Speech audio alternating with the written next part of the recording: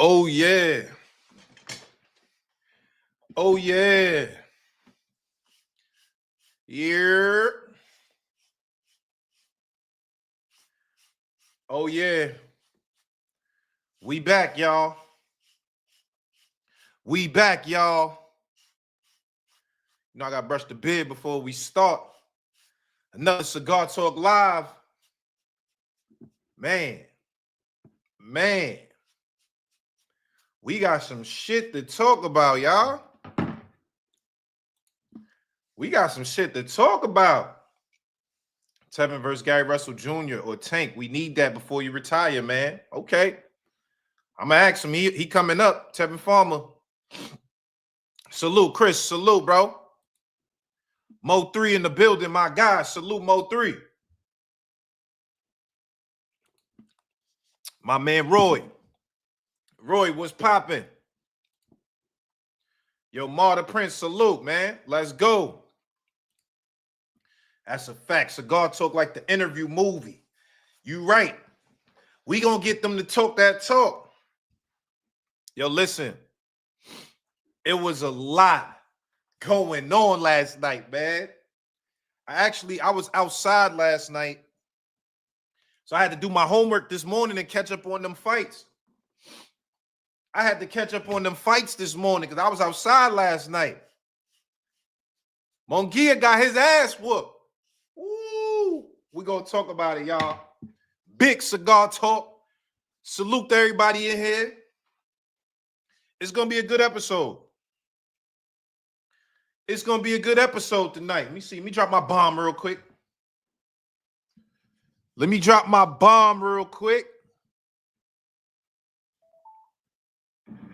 All right. Now, man, it's a lot going on in the sport of boxing. It's a lot going on. I want to get to a couple of these things before Tevin Farmer pulls up. You know what I'm saying? Tevin Farmer's pulling up. All right, first things first. Before we talk about Munguia, I didn't see that upset coming either because, to be honest, I never even heard of old boy, the Frenchman. How you say his name? It started with an S. I didn't even remember his name. The Frenchman put the French toast on him. Put the French toast on Munguia. All right, before we get the Munguia, though, yeah, come on, man. Don't flame Tev, man. Don't flame the guests, B. We got to say that for the commenters, for the, you know what I mean, for the panelists. But before we get to Tevin Farmer, before we get to Jaime Munguia, I want to talk about my favorite fight of last night. My favorite fight of last night comes by the man nicknamed Bad News. His nickname is Bad News. Because when you got to go against him, it's motherfucking bad news. Charles Conwell. Yo, listen, y'all.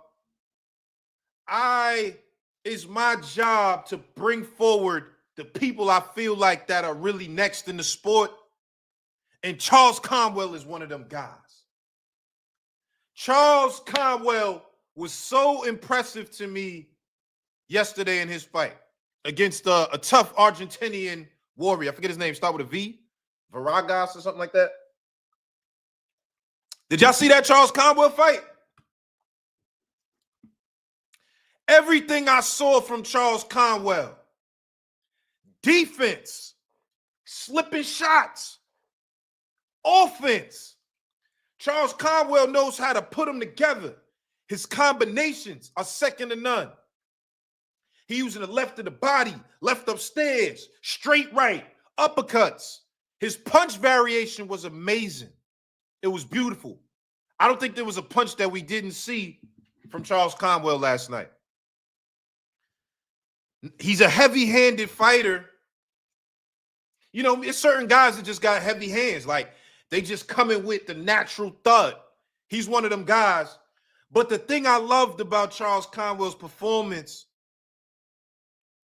was that it was methodical. It was smart. Matter of fact, when I was watching it, people in the crowd was booing. I'm like, how y'all booing? Do y'all know what you looking at? Do you see what's going on? The dimensions to this guy's game? He not even the guy just because he got hard hands, just because he throw them bombs. He don't throw everything hard. I love that when you can see a methodical fighter. Tap, tap, tap, pick your shot. Boom. Tap, tap, boom. He's picking his shots beautifully. And I dare say that Charles Conwell at 154 is going to be a problem for most guys at 154. Matter of fact, I might even go as far as to say Charles Conwell is going to be a problem for every guy at 154 pounds, not named Terrence Crawford.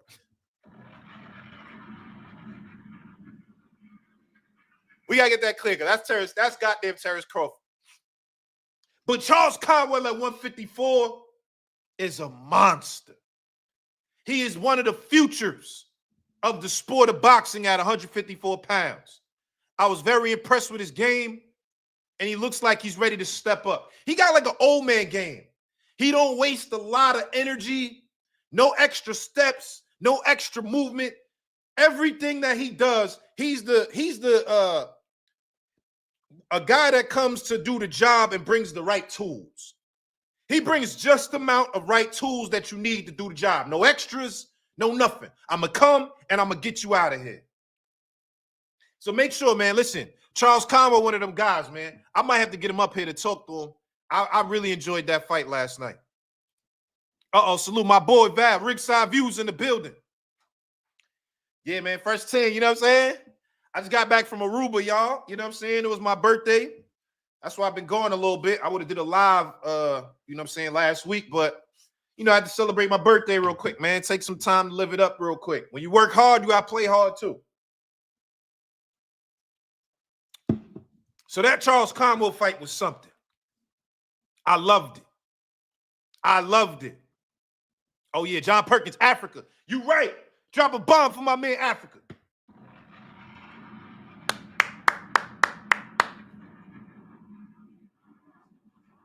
I told y'all from the beginning, when Africa came up here 2 weeks ago, I told y'all he was going to be a world champion.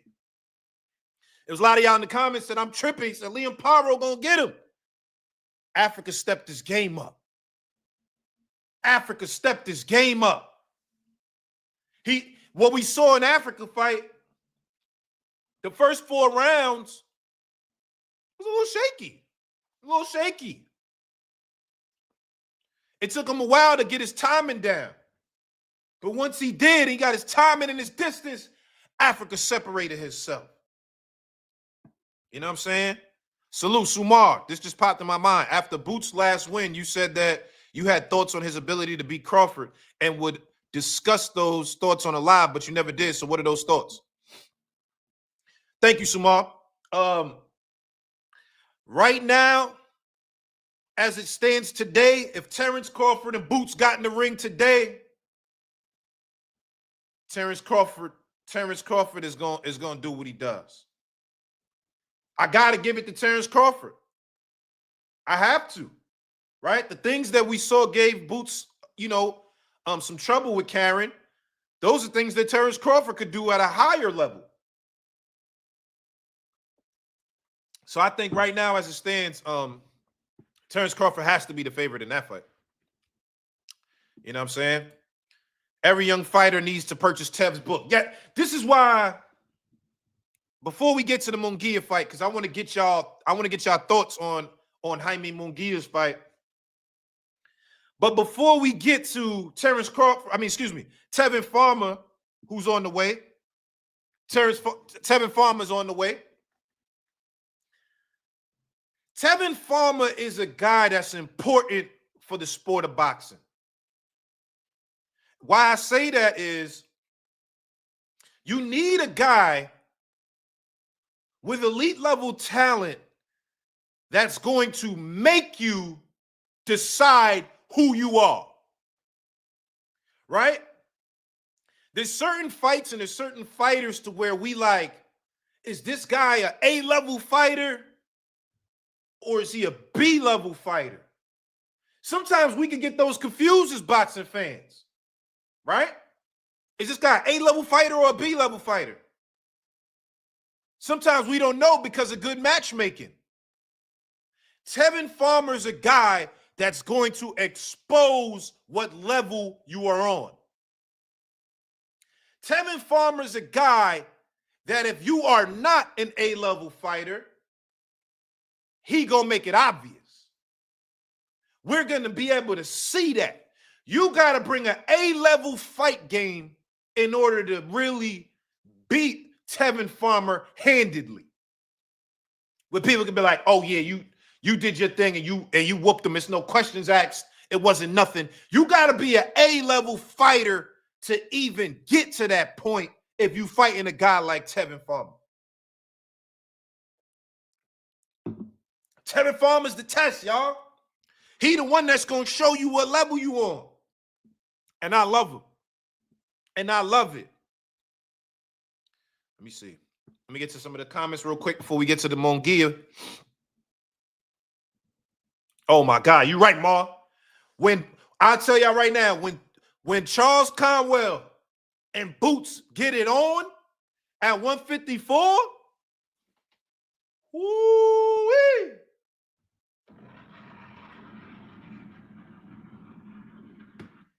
Listen, man, that's a hell of a fight. Charles Conwell versus Boots Ennis, that's a hell of a fight. I want to see that. I want to see that when Boots move up.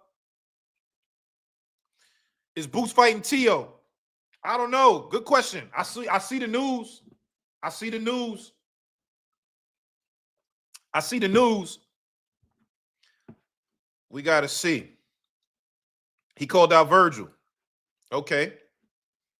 All right, so let's get to Munguia real quick, y'all. Before Tevin Farmer comes up here. Tevin Farmer's on the way up. Before Tevin Farmer gets up here, let's talk about this Jaime Munguia. He fought the Frenchman. Hold on, let me get his name. Y'all know I'm bad with names, man.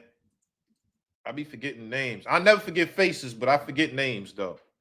Let me get this dude's name. Oh, Surace. Bruno Surace. Bruno Surace against Jaime Munguia.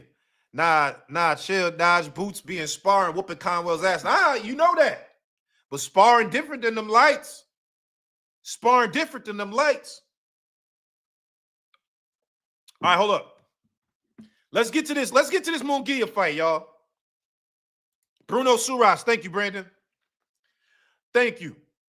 Bruno Surace. I never heard of him before this fight. Y'all heard of him? I ain't never even heard of him. It's the first time I heard of him. First time I ever seen him. I ain't know nothing about him. Let me check his box rec. Let me see who this guy fought. If y'all know about him, let me know. If y'all know who he fought. Because I got to look at his box rec. I'm looking at his box rec right now because I ain't never even heard of this dude. Bruno Surace. 26 fights, 2 draws, and that was the number 5th KO. He beat John Jader Oberson, Malakos Jankovic. He beat a bunch of niggas I ain't never heard of. I'd have never heard of none of these niggas. I ain't never heard of them. But remember, just because you never heard of a fighter don't mean they not like that. That's one thing we gotta, we boxing experts in here, family. Salute. King Fitness, salute. Y'all know we experts in here. Just because you ain't never heard of a fighter, that don't mean they not like that. Right? So let's break it down. What do we see? What do we see? Surace. He started off the fight using his jab and some decent footwork from the outside. Decent footwork from the outside.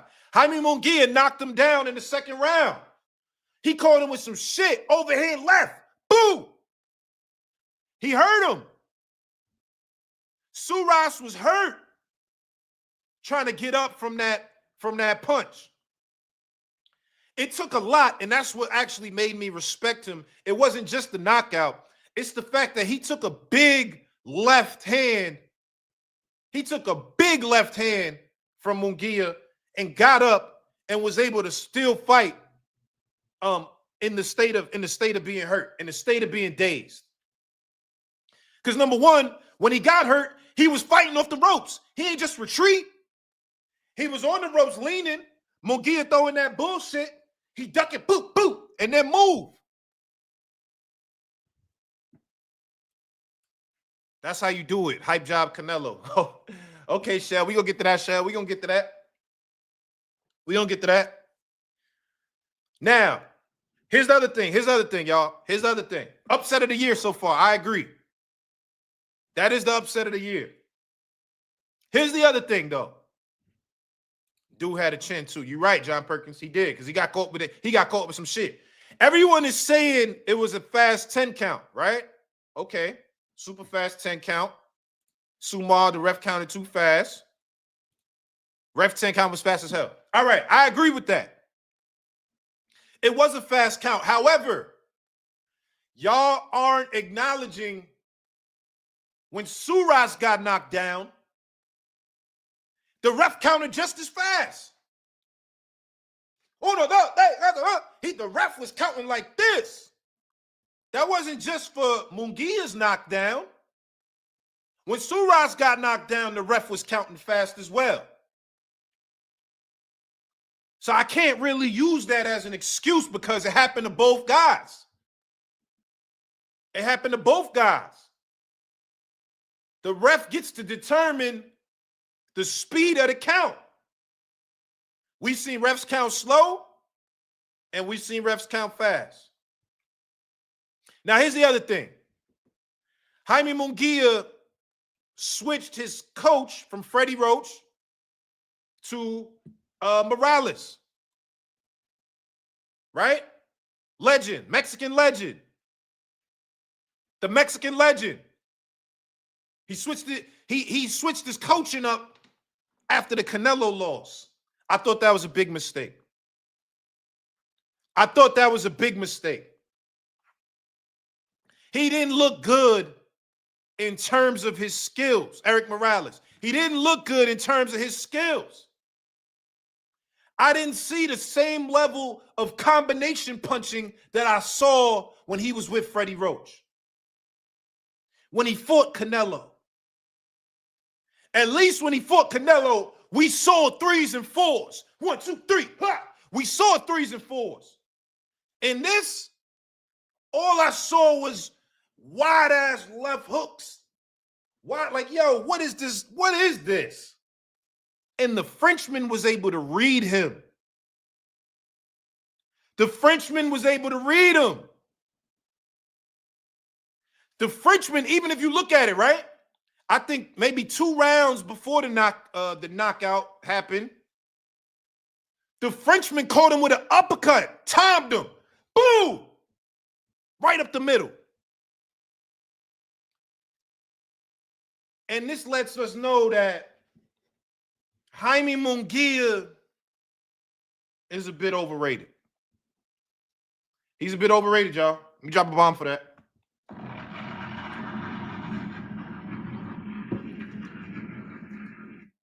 Jaime Munguia is a bit overrated. I think his name and his fan base supersedes his level of skills. His name and the Mexican fan base that he was able to occur supersedes the level that he's really at. He's not on that level. I think it was disguised because he fought Canelo and looked decent. He looked decent against Canelo. Now, a lot of people said Canelo carried him. Y'all think Canelo carried him? Did Canelo carry him? Maybe. Maybe. Because right now, the Frenchman put the French toast on that motherfucker. The Frenchman put the French toast on him. Put the French toast on him. Nah, oh, y'all don't think Canelo carried him. Y'all don't think Canelo carried him. So look, this allows us to now ask a question. Y'all want me to get Boots on here? I'll try. Y'all know Boots don't really like talking, but I'll try. Salute Roy, my boy. I'll try to get Boots on here. This is what now we got a question though.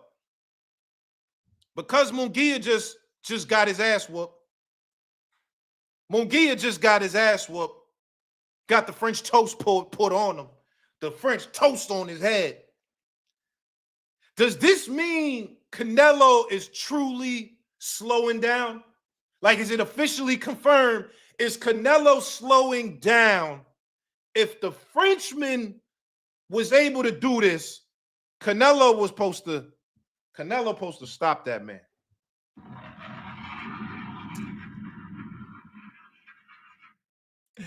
He said the ref had places to go. You right.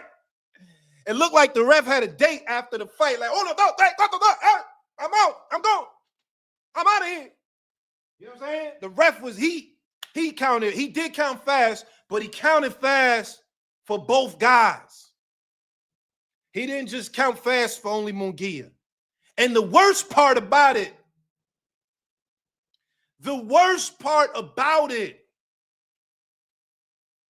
is Munguia got his ass whooped at home. Not at home. If you make any mistakes, you have to pay.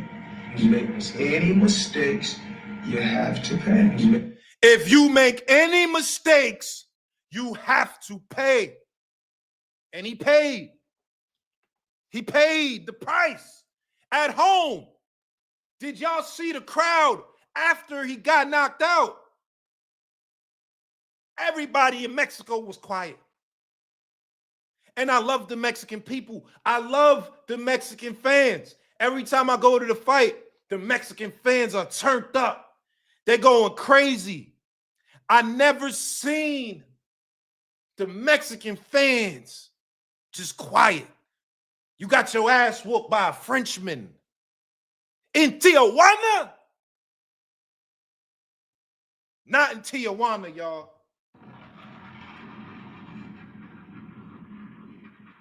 That Frenchman wouldn't have left Tijuana if that was me. You not gonna beat me in my hometown and I ain't getting the lick back. Ain't no way. Boy, ain't no way. Hey, boy, ain't no fucking way, boy. Boy, ain't no way, boy. Boy, ain't no way, boy. Boy, ain't no way, boy. Boy, ain't no way, boy. Hell no. Not in my house. Not in Tijuana. You ain't doing that to me. All my people would have been surrounding the goddamn arena. You gonna have to fight me again in the parking lot. We ain't taking no L's at home in Tijuana. Nah, big. Jaime Munguia, I'm not gonna lie. He gotta show something else for his career to get back on track, because that was bad. That was bad. And I get it. Yes, the ref counted fast. The ref did count fast. Oh, no, don't. We out. Yes, he did that. He did that. He did that. But it's your job at home, being the favorite, being the big puncher, to take out the Frenchman. That's what you're supposed to do. So I'm very disappointed in Jaime Munguia's performance. I'm very disappointed in what he's done. And now I got to see where he goes from here, man. Salute, Lee Jackson. Tevin Farmer's on the way, y'all. Hold up. Let me text him real quick. Let me text him. Tevin Farmer's on the way. Spoke to him yesterday. I just texted him right now. All right. Oscar's snowboarding right now. Yo, Cheryl, you wildin'. Yo, Cheryl, that's funny. That's funny. Oh, Macumbi versus Munguia. Ooh, that's a good fight. Salute, King Fitness. I like that fight. Trevor Macumbi. versus Jaime Munguia. That's a good fight. McCombie got them bombs. McCombie put Caleb Plant under that pressure. Caleb Plant didn't succumb to that pressure, but he threw it, he put it on him. Salute for the super chat. Cashy Mac, thoughts on Berlanga versus Plant? I think that's a good fight. I think that the build-up to that fight would be good because it's already animosity. It's already bad blood. Y'all know when I interviewed when I interviewed Edgar Berlanga, he said it in my interview, Plant lucky when I see him, I don't smack him. He talking that hot shit. I'm like, ooh. Y'all know me. I be hyping it like, oh, ooh. He talking that hot shit. And y'all know Plant be ready to smack niggas. Plant really do that in real life. Not just in the ring, he do that. White chocolate. So that's a good fight. That's a really good fight. I like that one. Who do I think wins? I gotta say, I might lean toward Caleb Plant winning a decision in that fight. I just think I can see his IQ and footwork giving Berlanga some trouble. However, there's a however to this. However, hold on, don't say that, Nelly. Nelly the Don, he not smacking nothing. Don't say that. You seen what he did to Charlo. Don't say that. You seen what he did to Charlo. Now, what I'm saying is I don't think it's just going to be an easy fight because we saw that the pressure that McCombie brought to Caleb Plant, although he was able to beautifully switch up his game plan, start the fight on the inside, and broke McCombie down from the inside. He went inside out. Beautiful game plan. One of my favorite fights this year, actually. The thing is, we saw that the initial pressure, it was able to make Caleb a little uncomfortable. I'm not going to say that he was flustered or, you know what I'm saying? He handled it like a champion supposed to.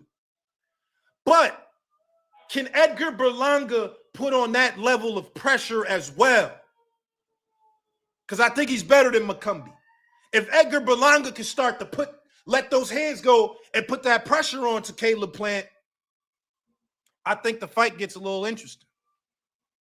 I think that fight gets a little interesting. So salute on the super chat, man. Thank you. Caleb Plant doesn't have good cardio. I'm busy. Salute, brother. We've seen that. I can't lie. We've seen that. We've seen that for sure. We've seen that. We've seen Caleb Plant lose some steam toward the end before. That's a good point. Oh, Von Wise, yes. Let me bring up this fight too. Did y'all see the Rocha versus Curio fight? I had to catch up on that one this morning also. I had to catch up on that fight this morning also. Ended in a majority draw. That was a good fight. I gotta say though, Alexis Rocha, like he cool, but he ain't that guy. He cool, but he ain't that guy. Y'all heard Jay-Z. He's all right, but he's not real. He's all right, but he's not real. Rocha started off very good. Started out strong. Started out boxing. But then he let Curio get to him with the pressure. Curio start dropping bombs on him. Walking forward, throwing it. You know what I'm saying? So it looked good. It was a good fight. Majority draw. It was a good fight. But wait, hold up. My special guest is in the building, y'all. Y'all ready? Y'all ready? We gonna get back to it. You know what I'm saying? I'm gonna let y'all come up and cook. Y'all know how we do. But let me get my shit off. I got one of the, listen, he's to me He's had one of the best years this year in boxing for what he's done, for what people said, for what he's been able to show us as fans. This brother right here, Tevin Farmer, has proved a lot this year. Throughout his career, but especially this year, he's shown us a lot. And it's important for me to be able to showcase the guys that are moving this sport forward. So without further ado, get y'all questions ready. I'm going to talk to my guy first. We're gonna get it in. And then y'all know how we're going to do. We got topics of the day, man. We got to get to the Clarissa Shields, Papoose, Love and Hip Hop drama too later. We get into that later. But right now, this is about Tevin Farmer, y'all. This is about Tevin Farmer. So let me get my special guest to the panel.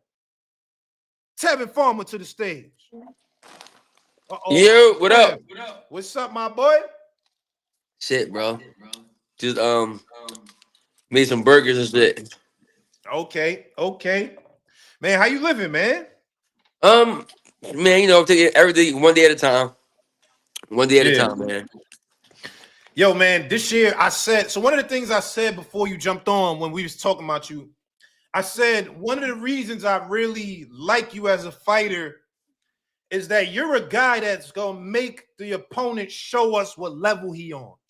Yeah. For any guy that go against you, for them to like beat you solidly, you got to be the upper echelon of the, you know what I'm saying? And I feel like you've been showing and exposing guys, you know, just showing the level that they on. Is that something that like you consciously think about just in terms of your style, or is it just like, you know, you just on that level?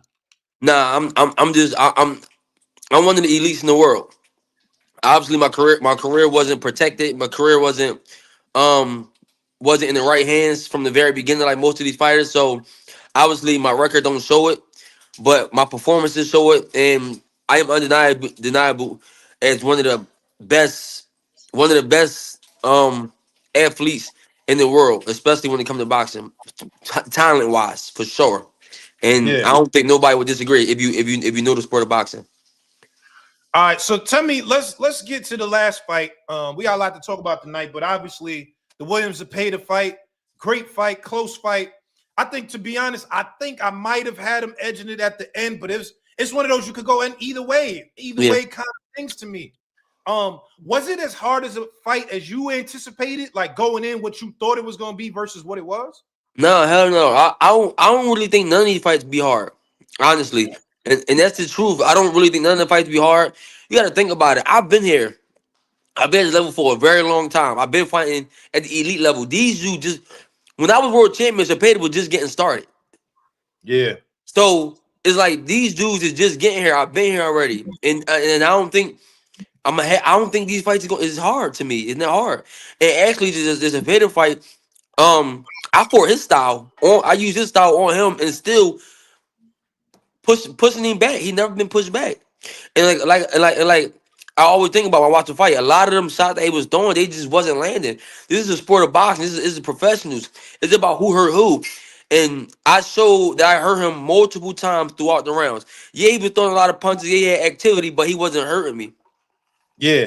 Do you think so? Because I agree with that. That was one of the things I saw, which I didn't necessarily expect going into the fight. But, you know, you stood your ground. You stood on it. It was points where you walked them down. Was that the game plan from the beginning? Like, yo, we going to take this guy who throw 1,000 punches in the fight and walk him back? Absolutely. Because anybody that know me personally or been in my camp or spar me, because I spar a lot of people. A lot. I don't put sparring now. I don't talk about sparring. But I done kicked a lot of ass. And I'm talking elite fighters. And if you know me, you know that boy Tevin is strong as fuck. The problem is I never had to show it because I was always a boxer. So I never had an opportunity to show how strong I was because I was always on my feet. And anybody that know boxing knows to really show your strength, you gotta get flat footed. You gotta sit on your shots. And I showed that my last 5 opponents, 4 of them touched the canvas. That's a fact. I ain't gonna lie, Tev. I knew you had good. Like I was like, you know, Tev got enough respectable power. But when you put him down, I was like, oh shit. Nah. I ain't gonna lie. Nah, it was you know, he know I was hurting him. I was hitting him with uppercut, hitting him with hooks. and he just wouldn't stop coming. Pause. He was just wouldn't stop coming. Tell me about this though, because I know even in the build-up, the whole build-up to the fight, it was like you were supposed to be the sacrificial lamb to get the Shakur Stevenson. That was Yeah. kind of how they were building it up. Like, yo, I know you said that during the press conference, like, nigga, you ain't gonna even make it to Shakur Stevenson, blah, blah, blah. Like, Yeah. did you feel a way about that part? Like, did that add extra motivation to the to the fight for you? Of course, I feel disrespect. It's like you niggas, y'all. Do you know he about to fight Tevin Farmer? Like you niggas is crazy. Like y'all know he about to fight Tevin Farmer, right? Like y'all tripping. Yeah, So yeah. it's like y'all do, and then first of all, me and Shakur don't even fight it like we fight different. So you if you if you gonna get to a fight like Shakur, why would you take a tough opponent like Tevin Farmer to do that? Mm, That don't even mm, make sense. It yeah, don't make sense, man. And only thing me and Shakur gonna comment is if we lefty, both lefty. yeah. They must have I thought think I was gonna be, I huh? think they think you was gonna box. I don't think nobody was thinking Tevin Farmer about to just come forward and start throwing that shit. Well, guess what? They don't know what's going. They don't know how I'm coming down. Cause you see, Mm, I got the boxing skill. You see how I'm starting to put that pressure. So niggas ain't gonna know how I'm coming down. yeah. And I'm far from. I'm just getting better. I'm just getting better. I'm just getting better. And people see that shit. They see it. What you mean when you say you just getting better? Because you've been doing it so long. Why now do you feel like it's still growing? Because my amateur career was such 16 amateur fights. I had only 16. I started at 19. So I was learning my whole progress. I was learning throughout my career. Like each fight, I was just learning. Like these dudes had 70, 80. They had 100 plus 200 Mm-hmm. amateur fights. So they had all that experience and time to learn the craft of boxing. So when they go to the pros, it's more easier. Because they already got that experience. I ain't have it. I had to learn throughout my whole journey. And that's what made my story unique. And it don't get talked about. But before it's all said and done, um, I'm gonna go down in the history books Mm. as I love as so one of the best. one of the things that happened, because they were still trying to set up the Shakur fight after he got the win, but he got hurt, right? They said he was injured. A lot of people saying they thought he just ducking the Shakur because they saying like, yo, you know what I'm saying, he probably gonna struggle against Shakur. Do you feel like based on that fight that he was hurt in any way? Was there anything you saw that made you feel like this guy hurt his hand or his arm? Man, that nigga was throwing 100 punches around. That nigga hand wasn't hurt. That nigga hand wasn't hurt. Cause I Yeah, got bad hands, and when you could tell it's my hand hurt. Anybody throwing 100 punches around with steam on it, and they hand hurt. Hell no, nigga. We ain't Superman. right. We ain't Superman. We human. At the end of the day. Do you think you could still get that rematch off? Like, has there been talks? Like, what's the deal with the Yeah, rematch? listen, Golden Boy, they willing to make it. The only way the rematch don't happen is to pay the team say no. Golden Boy is Mm. willing to make the fight. Golden Boy want to make the rematch. Oh, so they told you that already? They like, yo, Tev, if you want, Look. I ain't saying nobody told me nothing. All I'm saying is Golden Boy want to make the rematch. okay, I ain't trying to fuck up the bag, Tev. My No, bad, you my ain't gonna fuck bad. up the bad. You asking questions. I'm just here to answer them. But Golden Boy want to make the rematch. I'm pretty sure the Turk want to make it. It was a hell of a fight. Hell of a fight. Yeah, it was a great fight. Do you think, based on what you saw in that ring, if he was to take the Shakur Stevenson fight, how do you see that going? See, this the thing. As I got older and learned more about boxing and my IQ, you gotta be able to press. You gotta be able to make Zepeda stop. He gotta respect you because if you don't, he's gonna keep moving forward. And now, if Zepeda was a pressure fighter, but he didn't throw that many punches, it's easy to pick somebody apart like that. It's very easy to pick a fight apart that come forward that don't throw that many punches. But when somebody that come forward and throw a lot of punches, how many punches can you make somebody miss? And even with my defense, I'm probably one of the best defensive fighters. I'm not talking about move. I'm talking about I can stand there and not get hit if I want to. Mm, And I knew that I couldn't do that because the styles don't. How many punches can I really slip? mm. Right. So you That's saying it. Shakur gonna have to fight, basically? Yeah, he gonna have to fight. And don't listen. Shakur to me is one of the best in the world. I like him. but he gonna have to fucking fight. I'm not saying he got to do what I did. I'm built different, bro. I'm not saying he got to do what I did. I'm built different. Niggas see I get hit, I got a chin, I can deliver, I can do all that shit. Not saying he don't, but he's gonna have to fight. He gonna have to fight. Yeah. I like that. Tell me about, because I saw there was one part where you said you talked about the PEDs. You was like, yo, we ain't getting no testing for this fight, and it felt a little suspect to you. Can you elaborate on that? What Man, was listen, that? I was in the locker room, right? So I'm getting ready to go up and go to the bathroom because I had to go to the bathroom. Let me get some tissue real quick. Yeah. Yo, Mo 3, you stupid, Mo. So I had to go to the bathroom. And I'm like, yo, before I go to the bathroom, we gonna do the test. So I'm asking. I'm asking for like 5-10 minutes. They're like, yo, after the fight. So I'm like, all right, cool, because I'm not gonna have to pick, I'm not gonna pee twice. Once I pee now, I ain't gonna do it again. I'm about to fight. Right. After the fight. So after the fight come, I go out, I go eat. No, I'm waiting around first Yeah. for a long time. Then I go eat. And after I eat, I ain't even finished my food. I jumped up like, I go back in there and be like, yo, we get tested. I'm talking to the head people of the head people. Like, yo, what's going on? And I don't want to throw mine under the bus, but it's just a bunch of excuses. But the thing is, the other fighters, the champions on the card got tested. I was at the airport with my other guy, one of the champions, and he like, I'm like, we didn't get tested. He said, yeah, we did. He said, we all got tested. Oh. Yeah, it got no. I was the only fight that didn't get tested, bro. Hold on. So everyone else on the card, people that you spoke to, The got tested? the championships, I know for a fact.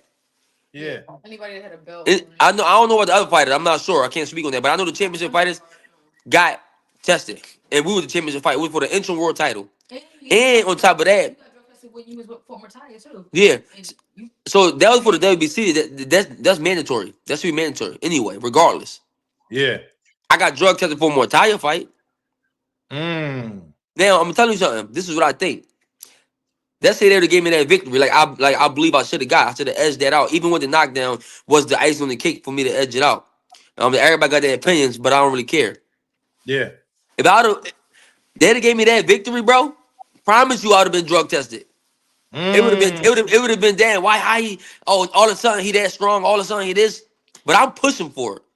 I go talk to the commissioner, everybody, yo, like I'm waiting around. Man, anybody that was there could vouch for it. Hold on, but what did they say though? What's the excuse? Like, what did they tell you as Man, far as well, how come if you over there like how we ain't get drug tested? What's going on? Like, what did they say to you? it was a I don't want to elaborate, bro, too much, but I don't want to throw my under the bus, bro. So I'm not even, you feel me? It's not all right. Well, I'm gonna tell you what one. I'm gonna tell you one excuse. One excuse was I can't tell you who said it, but one excuse was we was short staffed, but it was only 6 fights on the card. 6 fights. There's only 3 world championship fights. Not I don't even know there's world championship. It was 3. I think 3, but it was 6 fights. That's one of the excuses of many. But it don't matter because I'm not trying to have nobody get fired. I'm not trying to. I don't even want to remove my loss. Keep that shit. That shit make me feel who. That shit make me who I am. I don't care about none of that. Nigga, give me a rematch. Okay. That's After the all. rematch, when you lock in the rematch, you gonna have to tell us though, because I ain't trying to fuck up the rematch. But I'm just saying, if that's some shit that's happening, that's not good business, bro. Hey, look, boxing is boxing, man. So was it not in the contract? Like y'all didn't have that contractually? Like, yo, we gotta get Bro, drug. at the championship level, it's mandatory drug testing. And then and it wasn't the contract. And WBC rules, it gotta be drug testing. But I spoke to a few people. We all try to make it right. It ain't. Listen. It don't even matter. Yeah. I beat niggas asses on PEDs before too already. My first world title fight, I fought Kenichi Ogawa. Yeah. He 2017. popped. That's how. 2017, I fought Kenichi Ogawa in Vegas. Bro, anybody that remember that fight? See, I clearly dominated this I think Japanese dominated him. Yeah. A month later, 2 months later, niggas hit me, yo, you see what's on Twitter? You see what's on Twitter? You see what's on Twitter? I'm like, what? Go on Twitter. He pop for PEDs, synthetic testosterone, whatever that shit called. He pop Yeah. for it, and it's like I listen. I don't really like PEDs is bad and all that, and it should be because we all gotta be on the even playing field. But I don't care about none of that. Nigga, I'll be a nigga ass on PEDs all day. Hold on, can you tell the difference though? You've been in this shit for so long. Are you able to tell the difference based on the fight, based on the power levels, based on shit you see? Like, yo, this nigga might be on some shit. I I don't understand how Zepeda could throw 1,000 punches. I just don't see it. I done trained my ass off from years. I know other people train their ass off for years. But somebody that throw that many punches and you don't see no sign of slowing down at all, there's an issue. Hold on. We're all human. There's no such thing of we're all human. You're going to see some tiredness in every fighter in the world, especially with Mr. Pater. You got a guy like me. Now he can throw 1,000 punches if he applying the pressure and nobody fighting back. It's easy to dictate your conditioning when you're not under pressure because your conditioning don't fatigue when you're not under pressure. You gain confidence, you gain more stamina, you just go. But when somebody putting that pressure back on you, drop you, you get right back up and keep going. Like it just is that's suspect to me. Okay. All right. It's suspect. What you gonna say? I was about to say that when you fought John O'Carroll, he threw that many punches, but he got slowed down. Yeah, John His O'Carroll. battery dialed down. This John O'Carroll. I fought John O'Carroll. John O'Carroll threw like and he's not 11, 1,200 punches. One of the, some of he got history. He got I think he's somewhere for the most punches in history. One of them. He threw Yeah. 1,200 punches. And I could tell the difference because I seen him slowing down though. His punches ain't had that much steam on it, but he was Right. still throwing. You know what I'm saying? So Payton punches had the same steam throughout the whole fight. I'm not saying it was hard, but he was throwing with the same intensity the whole fight, bro. And I'm not here to Right. make excuses, right? But right is right and wrong is wrong. Right. Is that your wife in the background? Well, girl, Yeah. is that the one she lifted your head up at the fight? Yeah. Hi. Salute to that queen. Salute, queen. Thank you. Yeah, Yo, Tev, we appreciated that. Like when I saw that moment, that made me feel very happy to see that. You know what I'm saying? Yeah. Black love, queen hold you Hey, down. I like hold on. Black love. You see that? What that say? black women. Oh, It's- grown man sport. Okay. Yeah. Come on, I like man. that. Come I on, like man. that. That's how that's how you gotta Man. step. You gotta step different from these dudes, man. I would say the N word, but I ain't gonna keep using it 'cause I'm not ignorant. I'm just amped up. But Yeah. you gotta step different, bro. You gotta step different. And when you step different, your blessings, everything just come different, and you will get the head lift ups and all that. You know what I'm saying? But you just gotta know how to pick them. You know what I'm saying? You gotta know how to pick them. Yeah, that's Man. a fact. Listen, I was on your interview with the Spit Bucket podcast. Salute to them brothers. And I said, I told my girl after that, listen, if you don't lift my head up when some bad shit happen, it's over. This the standard right here. You know what I mean? Hey, that's the standard, yo. That's the standard. Like me, I be chefing it up. So I love to cook. Okay. And I be telling like my like all my homies and people like the people I know in general, like other men, they be like, bro, I ain't showing my girl this. Yeah, right. You gonna make it They hard like, for us. We gotta start cooking. yo, for sure. So yeah, no, but What you make though? I make everything, bro. I make, bro, whatever. And whatever. Oh yeah, I do Man. this. I got some cooking shit on my page. Oh, all right. I'm gonna check that out after this. I got an Instagram for cooking called Champion of the Kitchen, but I don't post on there because I don't really be. I just don't post, but I got a few joints on there. Okay, now I'm gonna check that out because I don't really I be on that grill though. A nigga grill, my cooking See? real shaky. I be on that But grill, though. that's your forte right there. You good with that? See, I can't grill. I never tried. Well, I ain't gonna say I can't. I do anything I want, basically, but Yeah. I never tried to. So, but I think I want to master that next. Okay. Hold on. So listen, let me ask you about this. Which fight was harder? Because both of the guys you fought, number 1 and number 2 in the WBC, Muratala, and Zepeda. Which guy do you feel like presented a more difficult fight for you? None. No, I know. I'm But not I saying get your point, though. I get your point. either or, though. Which one was So harder though? it's it's hard to say because it's different styles. Like if both of them were pressure fighters, it'd be different. Or if they both was boxers, like it's different styles. So I can't really judge on what fight was harder because the styles. I fought different style. I fought even my own style. I fought differently. So I'm not gonna say one was more easier than the other. What I would say, I had my first black eye when I fought Zepeda. My first black eye. You didn't have a black Okay. eye. It was swollen. It wasn't black. No, you had a black eye. It was swollen. Swollen eye. Oh, it's swollen eye. My bad. He corrected me. It's swollen eye. My bad. I had a Yeah. swollen eye, so I never had swollen eye. I don't get lumped. I don't know none of that. But for that fight, I had to be a dog. But to answer your question, um, I feel like Zepeda fight. I knew I had to bring more with him, but Mortaya, I think Mortaya got a better IQ. Okay. So you felt it because you got a really good IQ. You Yeah. felt him sort of being able to try to match your IQ while you in there. You could see him thinking in there. Yeah, you could definitely see him thinking. But I feel like with Mortaya, I cruised the first half, the first 5 rounds, I cruised through that easily. Yeah. And then the ring rest and all that. So the point deduction cooked me mentally. So, but I do definitely see Mortaya got a higher IQ than Zepeda because Zepeda just throw. Mortaya, you do something, you'll see him step back, you'll see him catch, you'll see like but that's that. I think Zepeda brought the more fight, the better fight because it was pressure. But I think Mortaya IQ is um definitely more higher than Zepeda's. Okay. I want to ask you this because you said I think after that fight, and obviously, I know you was probably feeling away and feeling down at the time. But you said, I don't know, you didn't say retirement, but I feel like you was kind of around the like, I don't know if what's gonna happen next. But then you said you was like, it's not the fight, it's the training that makes it feel more like you're not sure if you want to go through that. Could you elaborate on that part? Do you still feel like that, or was it just you moment in your feelings? I mean, I definitely in my feelings, but I want to fight. I'm going to fight again. But the moment after that fight, you just think about all the training you do, and then you got like, damn, I got to do all that again and again and again. Like I went away for camp. I run in the cold miles. I train 2, bro, and then you lose fights like that you supposed to win. It's like, damn, I got to do all that again, and then get these results. Yeah. So it's the training versus the results. Right. You know what I'm saying? That's the training versus the results. Like, now I gotta do all this shit again.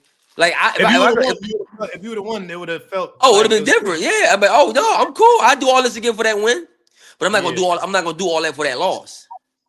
I see what you mean. Because I'd be wondering when the fighters like retire early, what it would be, right? Like guys, like when I met Andre Ward for the first time, top of the year, I told him, I said, "Yo, Dre, you one of my favorite fighters ever, but I was mad at you, nigga, for leaving. Like you still have more to go." Yeah, like, it'd be the training, bro. Tank said it right now. Tank What did he say? What did no? Yeah. What Dre say? He said he was like, he's like that he had a bunch of lingering injuries and different stuff that nobody don't know about that was affecting him. So he was like even to the point, like, my last fight, I had to get my knee drained right before the fight. He was like, I was injured. This is mad shit. And he's just saying, like, he was just getting tired, like mentally, like, you know what I'm saying? Yeah. He was just tired. So I'm be honest, bro. I think a lot of fighters go through stuff, bro. But and that's what it be. And I can tell you, when I'm finally ready to retire, I'm gonna definitely get a story in the book. And the shit that I fight through, y'all gonna be like, wow. Y'all gonna be like, wow.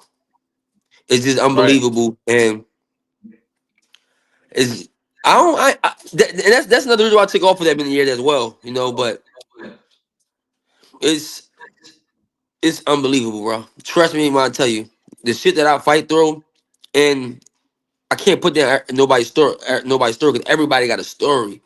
But when people hear my shit, bro, and what I go through and shit like that, they're gonna be like, wow.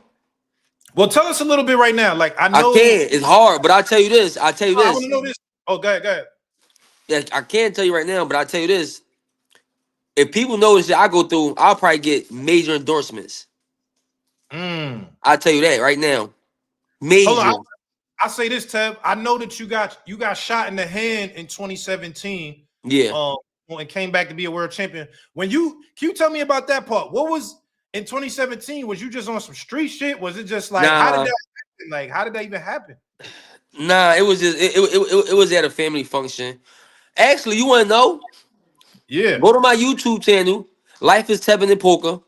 I got a story time where I talk exactly about it. Okay. I'm gonna watch that. I'm gonna In watch fact, that. give me a phone quick. I'm not gonna show you. I'm just gonna give me a phone quick. I didn't know that. You see that? I'm gonna put a little bit in the joint. You gonna see it. All right, let me see. No. What's it called? You said story time with Tevin Yeah, Farmer? because the reason why I don't like talking about because it's a lot that the leading up to it. It's just not like this happened. You know what I'm saying? Right. It's a lot to lead up to it. Hold on, is it like family drama type shit? I'm gonna you got to watch the video. No, man. Because a lot of people don't know that. Yeah, you see, like they saying in the comments, they didn't know you got shot.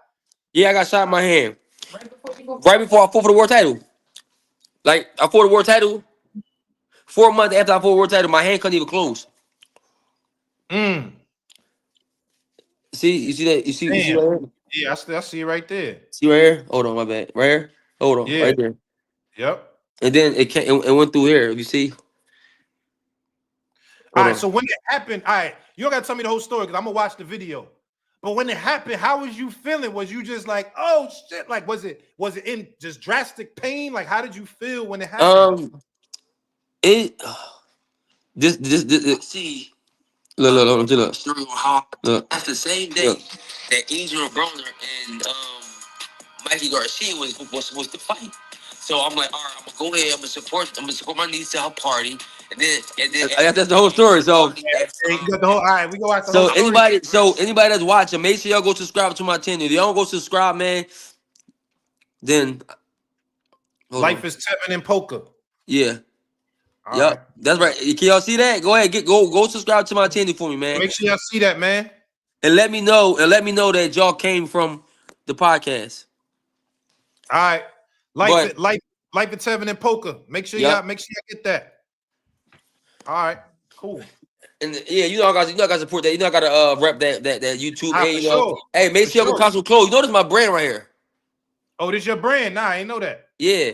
Yeah, like yeah. You know what I'm saying? Got the little heart on the sleeve. Or on sleeve. Got the little heart on the sleeve. Yeah. That's And the fire. quality, crazy. So Where people could buy that? Where could they they said, they look, they said I just subscribed. I've been oh subscribed. I appreciate it. I appreciate it, man. They can go Hold on, buy where the can they buy that? they can go buy the merch at official MZ apparel. If they follow me on Instagram, they can go to the link in my bio and they can they'll see it. They'll see where they can buy that. All right, I got a couple more questions. One, I saw you I put up a appreciate it. quote where you said Joe Gans was your great uncle. Oh yeah, absolutely. Wait, I didn't even know that. Who the My old whole master? my whole my you ever seen us put us next to each other? Only when you dropped that thing, I said, Bro, "Oh shit!" I never seen every time somebody sees somebody look like me, I don't admit it. But I ain't gonna like me, bro. Then we look identical in that joint, bro. Damn. I'm like, Hold holy on. shit. How did you find that out though? I've been new. Even at my favorite family reunions, we always bring like his belts and all that stuff. Like, yeah. Oh, okay. Hold on. So Yeah. was that something that was that inspiration to you in terms of wanting to do No, this? I ain't know. Back then I didn't know when I was younger when I started. No, but once I started, I knew. But it was never like because you gotta remember, I wasn't the boxing guy. I ain't know. Yeah. I ain't grew up watching boxing and all that stuff. This came about upon me late in my career. But yeah. Once I realized that, I'm like, damn. Like once I knew for a while now. But it's like because even at the funerals, we had all the plaques and stuff. But yeah, man, I guess we're in the family. Well, so what made you want to box though? You know, coming in the game that late. Like, what was it that made you take it My serious? brothers, he kept talking about boxing. Then he actually started boxing. My brother had started boxing, and then me being a little brother, I just said, yeah, I'm gonna go with my brother to the gym, and I used to go with him, but I never started. Then eventually, I just started, and I was like good right away, like literally, like when I went in there and then I started sparring, I was sparring with the best people from the gym, right off the rip. Hmm.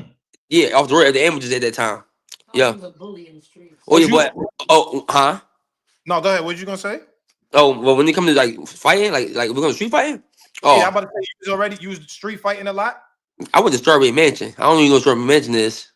Nah, what that's that? Yeah, ask anybody from Philly. About Strawberry Mansion back in 2000. It was Action. called Straw Mansion. Strawberry Mansion. Strawberry Mansion. The All high right. school. I'm gonna ask Bozy. You know Bozy, my OG Philly. I Yeah, gotta say, boys, yo, my bro, guy. Yeah. Oh, boys know. Strawberry But everybody know about Strawberry Mansion. Everybody know about Strawberry Mansion. But just in general, even in my hood, bro. Like I was like the hood hero of that joint, bro. Mansion. But Like just fighting, literally. you had hands. You had hands. I mean, I wasn't really fighting because nigga, I just punch you in your mouth or whatever, anything. You know what I'm saying? Like niggas want to try and rumble. Yeah. Yeah. Okay. Let me ask you this. You put up a tweet that said, I touched my first millions at 28 years old. Mm-hmm. At 34 years old, I ain't just spending money. I'm over it. I Yeah, put a good who lay on and a watch and chain and be good. Tell me yeah. about that. Like you say you touched your first million at 28. What is that No, a like? couple, no, not Oh, yeah, million. excuse No, me, yeah, you talking million? No, millions. At yeah. 28. Yeah. So talk to me. I'm still trying to get my first one. I'm getting close, but Oh talk no, to it's me. coming. How did it feel when you got your first? You know what I'm saying? Like I'm a millionaire now. Tell me about your mindset and how you feel. I don't even remember how I felt at that time.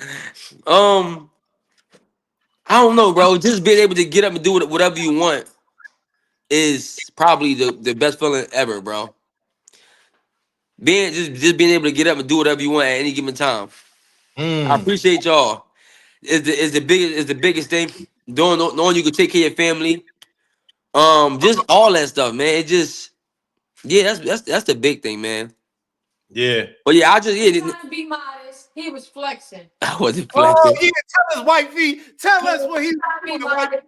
He was flexing. You couldn't tell him nothing, and not in a bad way. But you don't fall your face up. You couldn't tell him. Damn, up. He Ooh.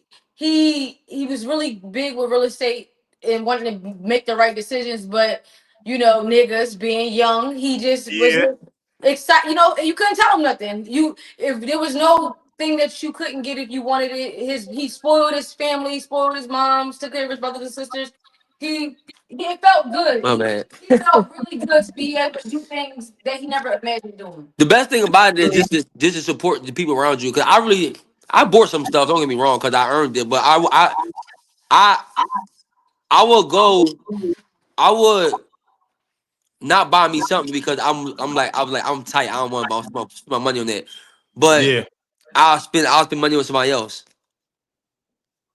Right. Okay. But so Salute for super chat. Swift 718. He said, I'm a Brooklyn dude from Brownsville, but everybody knows to stay away from Strawberry Mansion if you ain't yeah, or if you really are like that. Okay. yeah. No, for real, it's the truth. Salute, Swift. Everybody laughing. They say wifey put you on blast. They laughing. Yeah, she That's crazy for that. That's funny. Hold on, but tell me, all right. So what's the difference now, right? Like you experienced that, and I feel like So I work at Sony Records, right? That's my day job. So I work with a lot of artists, and I see that, right? Like young Yeah, artists, you get some money. The first time you get it, you start spending it because you got to get used to it. But yeah. now that you've been doing this, you kind of used to it. Now, tell me about how do you view money at this point in your career? Um, that shit is like the money is not for you now. The money is for you later. People Mm, people think the money is for them now. You got to think about it. From 20 to 30, that's 10 years. So you spend all your money in 10 years, but you got to think about it from 30 to 80 is 50, if I ain't mistaken. Is that 50? That's 50 yeah, years. So you got a longer second part of your life than the actual first part of your life. So you want to make sure you got that money for later. Because the older you get, the less you able to do. The right, harder it is to get up and go grind. The harder it is to do anything. So the older you get, the less you can perform. So if you performing less, you can't make no money. right, You can't. right. So get all the money while you're young when you can rip and run around. And I messed up a lot of money too, like a lot. She'll tell you, when I first got with her, I blew like 150 in the casino. I lost. Oh Lord. Oh, what you was playing, nigga? Damn. Blackjack. Oh yeah, they get But you the crazy thing bad. about it is, the I crazy. didn't want to say that, y'all, but that's what I meant was you couldn't tell him nothing because I used to be right there, like, what are Hold you? on, hold on, hold on. I'm about to give you credit. I'm about to give you credit. Okay. I'm about to give her credit. She wasn't who she is to me now back then. So she felt Mm. like she told me, but she felt like she couldn't really say much to me at that time You couldn't tell him nothing. because like we've been together 6 years now, but it's like a girl just come to my life. Like she was still trying to tell me like let's just go home, but I'm like nigga, I'm down. Fuck, I'm not leaving. I go to the bank and get Yeah. another 30, never Right. 30. But from Right. that moment when I lost that money, tell you something. So let me it's this whole story. So let me Yeah. let me take let me take you back. So it was another girl. She wasn't my girlfriend though, not at all. It was just some girl that I was just with, having fun. She was not my girl, none of that. But I used to go casino with her, and Sometimes it's two completely different times. We was yeah, not no, like we weren't together. Yeah, we weren't together. Yeah, Yeah. I used to lose money. It wasn't nowhere near that type of money. I used to win too a lot, but then I lose a little small 5 6 grand. And when I had to come home and the shorties come in my house, it's like, damn, I'm already feeling bad, and you up my ass and throw down some more. You making it worse. Mm. But fast forward, when I got with her, mind you, it was only 5,000 with her. When I actually got with her right here, we weren't even together. You game casino with me. I lost all that money. You know what this nigga told me? She said, it's okay, you gonna get it back. Rub my back. And I listen, the next day, I forgot about that 150,000, bro. I forgot that I lost it. I Oh, that's forgot. come Bro, on, y'all hear that chat? I Come on, forgot y'all I gotta get lost a that queen shit. chat. Y'all gotta get a queen that don't just spend the money. She gotta help you get Yo, to it. You know what I'm saying? I forgot that I even lost it, bro. That's how comfortable I feel. I said, you gotta get some reinsurance. I'm like, I'm gonna make it back. She said, yeah, you gonna make it back. I said, all right, cool, fuck Yeah. it. Right. that's how big you come to casino. But then she banned me from the casino for years. Right. Right. Okay. Yeah, Everybody say it real one in the chat. See a real one. They love that. no, My for boy real. That's Money said, why. That's I why. bet you That's why I do what I do for.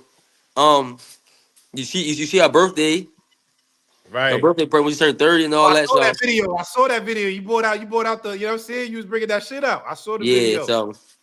But that's about it. I hope everybody enjoying this um podcast so far. What do you call this podcast? Yeah, yeah, it's a podcast. Yeah, it's a All right, yeah. I podcast. hope, I hope everybody enjoying it. Nah, this fire. They loving this. I got a couple more questions, Tab. That's cool. Yeah, it's cool. All right, let me read some of these super chats real quick. G Money, salute for the thank you for the super chat. Last the Kings, thank you for that super chat as well. G Money says, can we see Tevin versus Tank, or is he ducking? I can always see that. That's a fight. That's gonna be a that's gonna be a classic fight forever. They've been talking Always, about that for years. yeah, that's gonna always be a classic fight. I don't care, Well, man. Tank fight is still bigger than any other fight that Tank can be made with anybody else. Still the biggest fight. Now, if my stock went down or my skill set went down, then I say no. But our history that we got behind each other, my stock went up, my skills still increasing. I ain't losing step. He from Baltimore, I'm from Philly. He from the trenches, I'm from the trenches. Like it's just huge. It's the people gonna pay to see that. Like we go ahead. I was gonna say I saw a video because somebody they was talking about that on Twitter the other day, and I saw a video. I think you was in a mall or something. I feel like you had a jersey on. I think, but somebody said something like they offered you 2 million at the time and you turned it down. I never got an offer for 2 million, but um I'm not gonna speak on it because I want it's a few people that I like and that I spoke to, and I want to show some respect to them. So, but no, I never got. Listen, y'all, if you know me, you know me, right? And people from afar can see I'm a real nigga, bro. You ain't never gonna see me capping about nothing. Yeah. I don't got a cat. I don't got a cat, right? I'm not one of these boxing niggas, right? These boxing niggas is just boxing niggas, and they do it they do it for social media. They do it for these just boxing niggas. I'm a real human being, bro. Outside Yeah. of boxing, outside of this boxing shit, I don't gotta lie. Will never lie. Never gonna offer 2 million. Hell no, that's fake. If I got offer 2 million, they should still had a they should still had a contract and everything. But we off that. Okay. All right, cool. Your last let me read this super chat. Salute the Crown Jewel Boxing TV. Thank you for the super chat, brother. He says, Tev, thanks for repping Jersey and the sport of boxing honorably. Hey, I appreciate it, man. Jersey is my second home, man. Okay. I actually stay in Jersey, so technically it's my first home, but it's my second because Philly is on my back. Yeah. Okay. Salute G Money. He said if Lamont pulled out, you could step up now. Okay. Salute G. Listen, we I ain't no replacement for nobody. Okay. My bad, y'all. Hold on. Yeah. Yeah, I ain't no replacement for nobody. I'm an elite fighter. I'm not a replacement. We fight, but I appreciate that though. We fight, we schedule, and we do it the right way. Ain't no replacement. I ain't no replacement. Yeah. Let me ask you this. I saw another tweet you put up. You said you feel like people were sleeping on Keyshawn Davis. That you feel like Keyshawn Davis is a real elite fighter. Man, I Think tell about that. everybody. I tell everybody, bro. Keyshawn is the real deal, bro. I like him. Are you just saying that from you sparred him? Or are you saying that just from what you No, see? I know sparred him. No, I'm just seeing what I see him. I'm just saying it for what I see. He a dog, What bro. What do you see from his game though? Like, we'll break it down a little bit. His mentality, bro. Is just his mentality. He got the skills. And he young. He gonna only get better. Yeah. Yeah. Yeah. Okay. Yo, listen, man. You mind if I just bring up a couple people to ask some questions? Hey, look, do you? All right. Yo, listen, man. Y'all know the rules. Make I'm sure gonna everybody drop. go subscribe too. My bad. Yeah. Make sure y'all hold up. Tell me what's the name of the page again. I'm gonna put it up on the screen. Life, LIFESAS, Tevin and Poker with a POCA. Life is Tevin and Puka. Yeah, Poker, yeah, POCA, yeah. All right, y'all. Let me drop that on the screen. Make sure you subscribe to the page, Tevin Farmer's page. They got a lot of content up there. If you enjoyed what you heard, man, keep subscribing. I appreciate that. Nah, for sure. So I'm all right. Y'all know the rules, man. I'm gonna drop the link in the chat. I'm gonna get a couple of y'all to come ask Tevin some questions. And y'all, let's get it popping. Y'all know the rules. Love, we appreciate that. If you showing love, Are you we smacking appreciate my side of the Joe? Even if you a hater, we tolerate that. We Oh, tolerate that. we appreciate that. But if you disrespecting my guests in my house, I'm booting you off. You already know the rules. Ain't no disrespect, y'all. Facts. No disrespect. So look, link is now in the chat. I'm dropping the link. Y'all can come up and ask a few questions. We ain't doing the disrespect, y'all. Y'all know that. All right. As they starting to come up in here. Let me just ask you this. What do you want to do next? Like, obviously, you said you want the rematch, but like, where do you want to go with this? Like, what do you have? Because you've done a lot. You know what I'm saying? You've been a world champion. Tell me about your goals just moving forward from here. The only thing better than the one-time champion is two-time. The only thing better than two-time than three-time. So we always gonna be chasing that. Just chasing belts right now. You chasing the That's belts. it. Yeah. That's it. The belts. Okay. At 35, or you can still make 30. I could do 30, 35, and 40. However them niggas want it. Pause. 30, 35, and 40. Or hold on, you can go back to 30 because there was a time I ain't gonna lie. You versus Shocky Foster was a fight that I was hoping was gonna happen at one We can point. still make that happen. I go back down to 30. Ain't nothing happening. You feel me? Yeah. Yeah, man, listen, I'm a dog, bro. Y'all sparred before? No, I'm never smart. All right, give me one sparring story before I bring them up.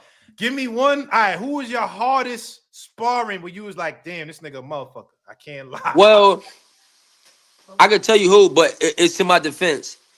I sparred Lomachenko 2014. But that's when I was just getting my feet wet in the game for real, right? And he was an Olympian and all that already. So I flew to Cali, the first spar, I'm like, damn, I had to get adjusted and all that. But at the time, he was levels above me at the time anyway. So we're not even gonna fake it. Not levels. I'm tripping. But he got the best of me that first spar. I'm like, all right, cool. Next time we sparred again, I'm like, all right, I'm getting used to the elevation. I'll just join. I'm getting used to it. Yeah. By that third time, man, you will pay to see it. Ex-Ellie setback. They was there. And Yeah. this is 2014 though. This was the young Tevin Farmer coming up, still learning. Right. Ex-Ellie and them.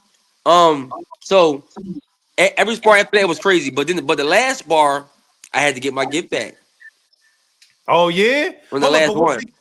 they say Lomachenko, that's the master with the angles, his IQ. They make Lomachenko like he one of the, what I'm saying, one of them goats. Yeah, no, he definitely go with it. But see, angles angles don't really work as well with somebody with angles.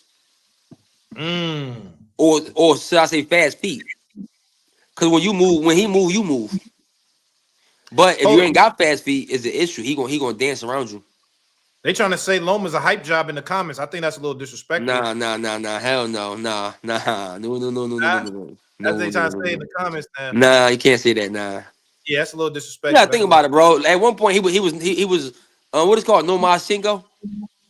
Yeah. You can't forget them. We can't forget that, man. Now I don't know if he's still performing at that level, but in his career, he's done some great stuff with little fights.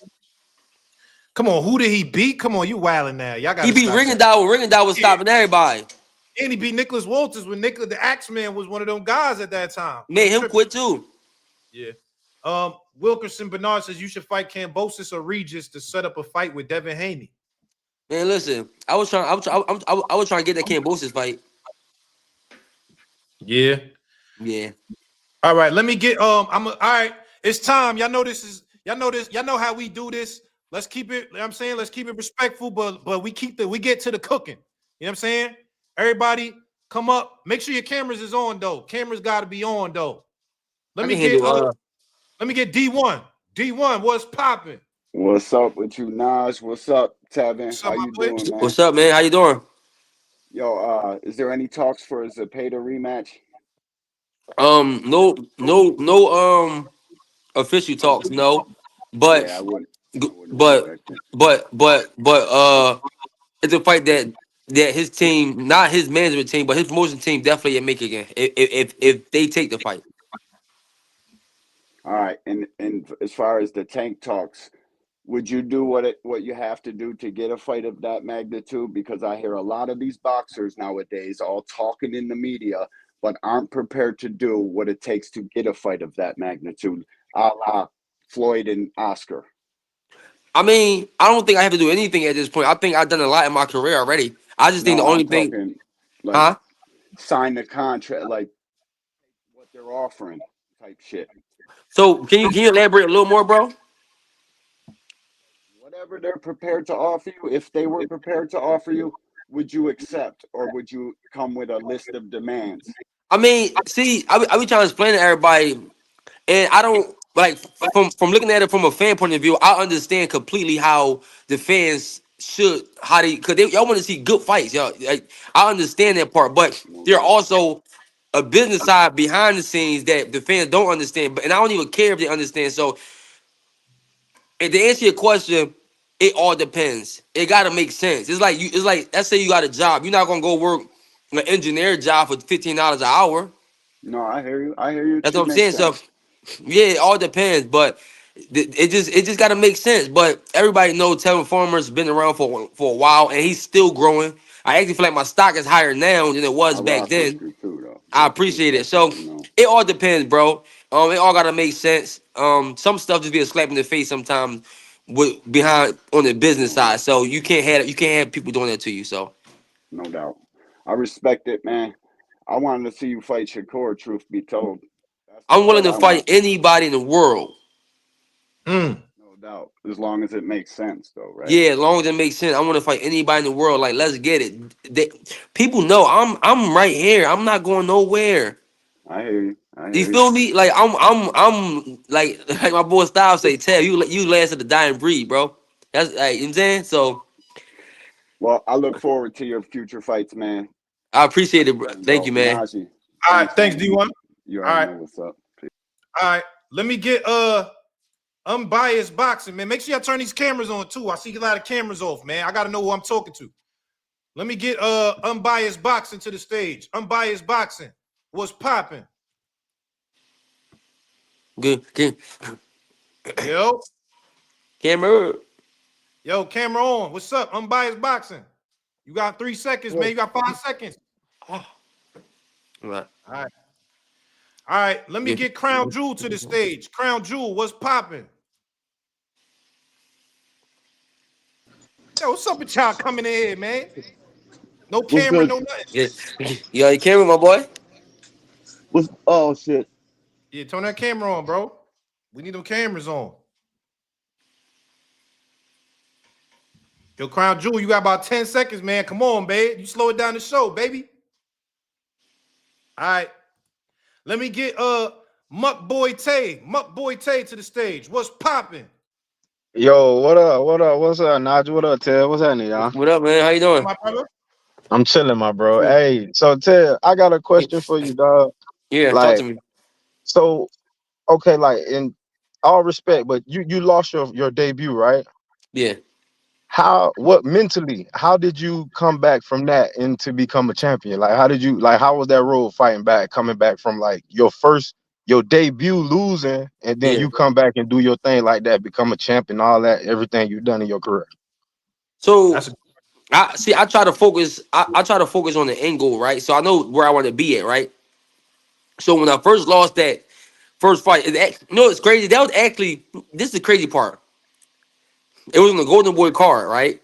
Mhm. So I'm beating this dude, beating him up. But this before I even know about politics. This is before I knew about anything because I was just getting into boxing. Third round, I think, come or fourth round come. Listen, I was cooking this boy bad, easy work. Man, I stopped punching for like 5 seconds and the rough shit did this. Wow. But now that I know politics, I know like now I see it. But at the time, I ain't know. Right. But the answer to your question, AG, just look at the long road. Just look at the end goal. That's all I focus on the end goal. Because sometimes what's in front of you, sometimes you don't really see what's in front of you. You don't understand it. Right. You don't understand what's in front of you all the time. You just gotta just keep going. Now I Right. always say the only way you lose for real in life is if you quit. That's a Because fact. if you keep going, eventually is something going to break through. Something going That's to a break fact. through. That's a fact. Because I know a Yeah, lot of folk that took that first L and they bowing out. They ain't trying to yeah. come back, and You you can't. already I right. You appreciate it. already You know how can't. it You just be. gotta go, go, go, go, Right. go. Right. Just And keep pushing through. yeah, but you gotta build you gotta have a strong mindset. You gotta build mentally though. Your That's a mindset fact. gotta be on another level.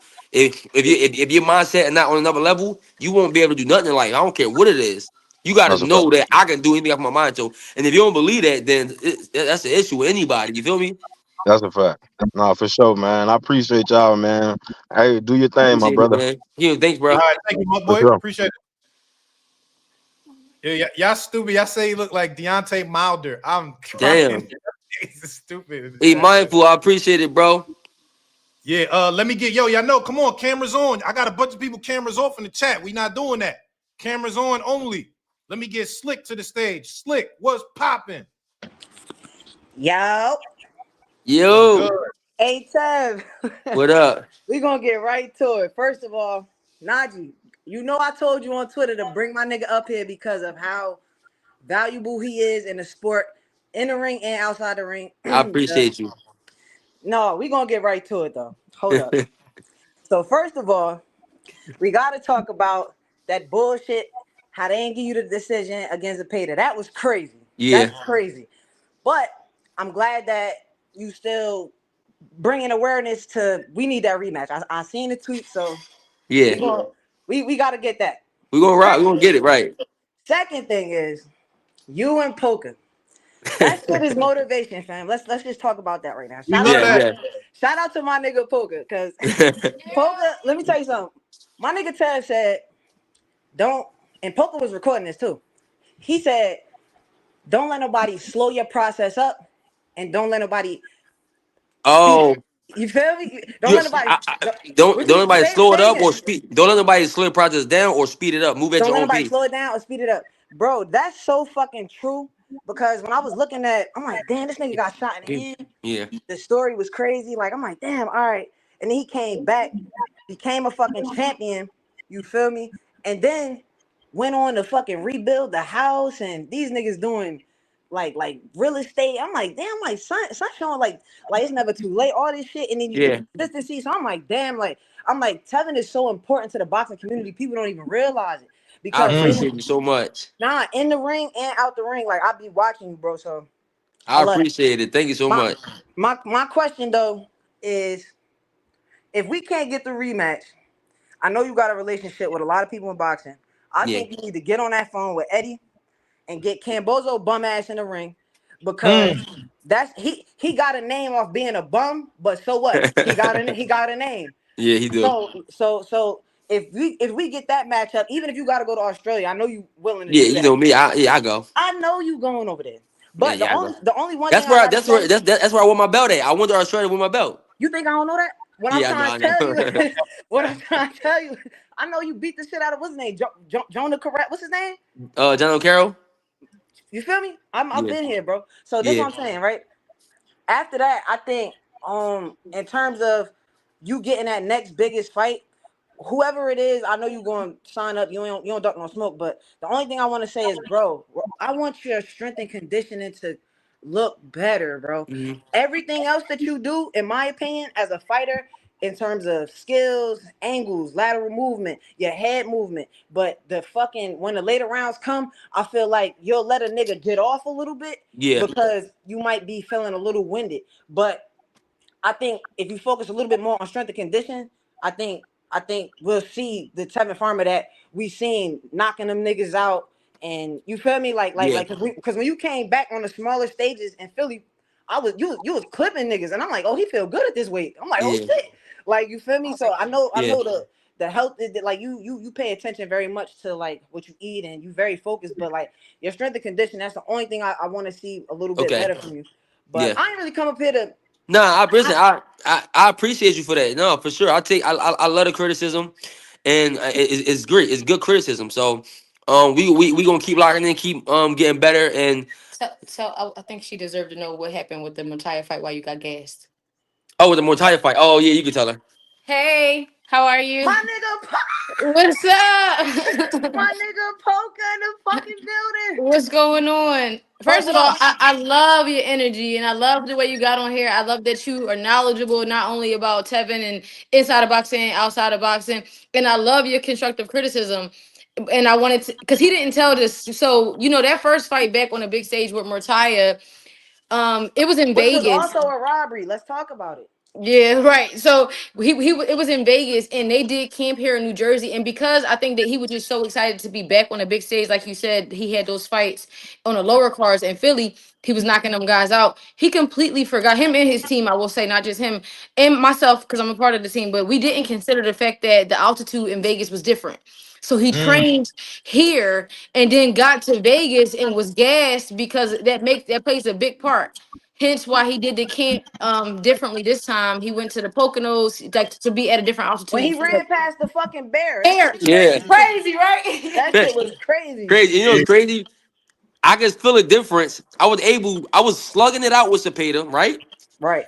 And I'm like, I threw 400. 300 more I punches. was it 3 or 4? He threw 300 more. I threw 300 more punches my He last did. fight, yo. I'm like, He threw Versus damn. Taylor 300 versus more than he did. But Murtala, guess right? what? We gonna get back. We gonna still go back to the drawing board, and we gonna up it again. Now I don't want to say too much, Got but to. To They be got to. honest, he, I think that Got to. being able to do what you did with and as a pay to fight in a style that you don't usually fight, and then fight in a mass puncher like you fought. If your conditioning get any better, you can't nobody else. If they're not throwing as many punches as a pay, they ain't gonna be able to see you. thank you. Mm. Facts. Hello, Yo, hello, before I get out of here real quick, hello. because I wanted to talk about one thing because I had brought it up real quick. It was about real estate. So I want you to speak on how important that shit is because I'm from Jersey. I'm from North. You feel me? I know y'all Oh down South Jersey, yeah, we but stop here. you feel me? But like I got people down Burlington or whatever. And I was like looking at the houses that's down there. She used to live on some weird ass block called Buttercup Lane. But I seen mad fucking houses that was like distressed. And I'm like, yo, I want to know your strategy. Like, are you straight fixing and flipping? Like you buying and rehabbing So and it so selling it or all so it all depends, right? So depending on how to probably look, what they want for, and all that stuff is going to be it's going to take in consideration of what I want to do with it. Like right now, me and Polka, we got a house in the contract that we might fix and flip, or it depends. So I'm gonna give you an example real quick. So that house we might fix and flip because we got it for such a good price, and the margin is so big. The margin Mm. is so big, right? But then it's times where you can get a house under contract. Let's say you get a house under contract for like 60K, whatever it is, right? right? And the margin good enough, and you don't feel like fixing it, and you know an investor, you get under contract for 40, and you gonna sell it for 60 to him. But Okay. it's still enough money in it for him to make a lot of money, so he don't give a damn. Got You So you. just it's made money at the top then, basically. yeah, from the gate, Basically. wholesaling is not doing nothing. So it's so many strategies in real estate. You just got to know what you want to do. Like buying holds is cool, but to buy and hold, you don't want to spend a lot of money on a buy and hold. You want to get a buy and hold property as cheap as possible. That's the only Got way I do a buy and hold. If you get a I actually don't have any buy and holds, but you got to do buy and holds. You got to get you get them cheap because you don't want to spend years and years and years just to get your money Yeah, back. yeah, Like yeah. yeah, Facts. like I want to see my Okay. money within a year or two. No, I I don't I like want. that. appreciate it, man. Hey, I gotta get Naji, some of before the I other get out of clothes. here too, I want an interview from you, nigga, for a job. Let's talk about D. Hit me on the DM. Hey Tev, appreciate you and Poke, bro. I'm You gonna all keep gonna thank following you. you. I'm gonna lock into the I'm gonna stay locked into the vlog. I'm Hit, gonna keep promoting you. Y'all gonna see me. My name's Slick. Y'all gonna see me yeah, everywhere now. hit me on Instagram and Twitter. I'm gonna follow you. I got you. All right. All right, All right. thank you. Let me get Angel to the stage. Angel, what's popping? Hey, what up? What up, Tev? What's up, my boy? What Brother, up, Naj? what's going on, brother? Talk to me. We Hey, got Tevin up here. hey, Tev. I don't know about you, but I know I think it's great that you're willing to fight anybody, but in your position, I feel like you're owed a title fight already, man. Especially after the Hey, last two performances. Like, I don't know, man. I feel like you fighting these contenders. You know, boxing is nothing against you, but boxing don't like those records. Boxing likes these undefeated records for some reason now that they can push because you know that's what the I agree. casuals like. They like undefeated records. They don't like real. Like I'm not gonna say that they're not real fighters, but they don't like fighters that are willing to fight everybody and risk their O. So they like those undefeated records. So you know, I agree. I agree. I like agree. honestly, you should have been the one to get the Floyd Schofield fight instead of Shakur. Shakur should have Yeah, fought another fighter or like another champion or somebody, probably Zepeda. But I think you should have been because I feel like if you're fighting another contender at 135, you already fought Morataya. You already fought what's his face. You just fought Zepeda. There's only Keyshawn out there, and I feel like with Keyshawn, I feel like it'd probably be one of those close fights again where he has that undefeated record, he has that silver medal. They're not gonna Hold on, they Angel, you won't got a give it to question? you. You got a question though? yeah. I'm sorry. I'm saying you gotta get to a question. Oh yeah, sorry, yeah, can who are you willing to fight besides, you know, a champion? Everybody. But damn. It can't be no little prospect though. It gotta Can be. you still make 130? I mean, for the right price, yeah. But I'm not gonna just do it for. It gotta be for a world championship. That's the Like only way so that's I why, go to like 130. against a Navarrete or somebody like that? Yeah, all of them. If it's a world title fight at 130 for me, I will go to 130 and beat whoever's there. Yeah, But because I Okay. wouldn't go there. I wouldn't go there for no reason though. yeah, Yo, well, Angel, I gotta that's get to the next caller. Angel, I oh yeah, appreciate you yeah, for pulling up, sure, for sure. brother. Thank you, man. Have All right. All right, bro. Yo, yeah, the chat, y'all is stupid, bro. I ain't gonna lie. They called them Virgin Ortiz. That's nasty work. Chat, Damn. He did like the Virgin chat, my Ortiz. chat is vicious. They cook everybody in the chat. That's just what they do. Let me get Stacks to the stage. What's popping? Yo, what's poppin'? Stacks, Tab, What's what up, good? Stacks? yo, I'm from the town, bro. Yeah, Yeah, I'm from Philly. I'm from Philly Germantown. ball, Philly yeah. Let's ball. get Yeah, it. Yeah, Philly in the building, man. I yeah, love uh, backyard. I'm from back. Brickyard. Yeah, for sure, for sure. It's always love seeing Philly a Philly supporter, man. Yeah, yo, Naji, what's up, bro? What's up, my boy? You already everything. Hey, Tab, I ain't even gonna hold you, bro. Yo, I got too much faith in you. I ain't even gonna lie. I put a little bag on the last fight, bro. I thought you won the fight. That's the thing, man. That's why I be feeling bad, bro. Like, yeah, I feel bad for me. Let me take that back. I don't feel bad for me, Yeah, but I be disappointed. But it be for the people that believe in me, bro. That's why I be like, cause listen, I talk I my know how people bet, and I know this, and then to go fight my heart out because for that reason as well, and then don't get the decision. It's like, damn, bro. yeah, yeah. Yeah, it be sick, man. I be that's why I be sick for real, for real. Like, yeah, I'm sick about me, you know all that, but I get over that shit. Like, You I wipe. got like if you ask me, you got more skills than Cepeda. He just busy. You feel me? He Yeah, just yeah, he just throw a lot of punches. You feel me? Yeah, You know, yeah, you feel what I'm saying? yeah. You throwing. So I felt like as the fight went on, even when you dropped him, I put my shit to you that day. She don't watch boxing at all. And I told her, I said, yo, you want to bet some money on the fight? She like, yeah, come on. I tell her, she like, who is he though? I'm like, representing. I think he's gonna fuck it up. You feel me? But you know, it is I what it is. appreciate that, bro. Listen, it's about to get back. I was just telling Naji that it's about to get back, and guess what? Next, you going We dog? going You going huh? you going dog? Well, I know you Well, were. absolutely. You know what's crazy though, bro? I don't tell everybody this, but I'm telling a few people this. Cepeda fight was the first fight I feel comfortable in the ring again. Yo, From I my said when I was watching the fight, it was like once you figured out, like, oh, this is not even what everybody said. I mean, because they've been hyping him up, and you yeah.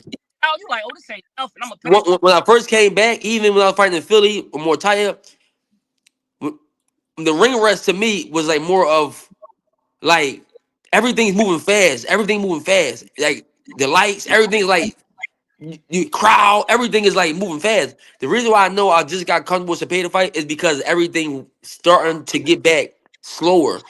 Mm. When I was a champion, and I was on my run, I'm telling you, every time people like, why is defense so good? Because everything is slow motion to me. Yeah, Mm. When I'm in the ring, everything's slow motion, and when I came back from the layoff, everything was fast motion. yeah, and But I, Cepeda fight showed me like, damn, Tab, yeah, you really knocking that ring rest off. Because Cepeda fight from all the other fights, even though the fight pace was busy, yeah, in the ring, in my mind, everything's starting to slow down again. So I yeah. know next fight is gonna be back to the Tevin Farmer that sees everything. Everything is slow motion.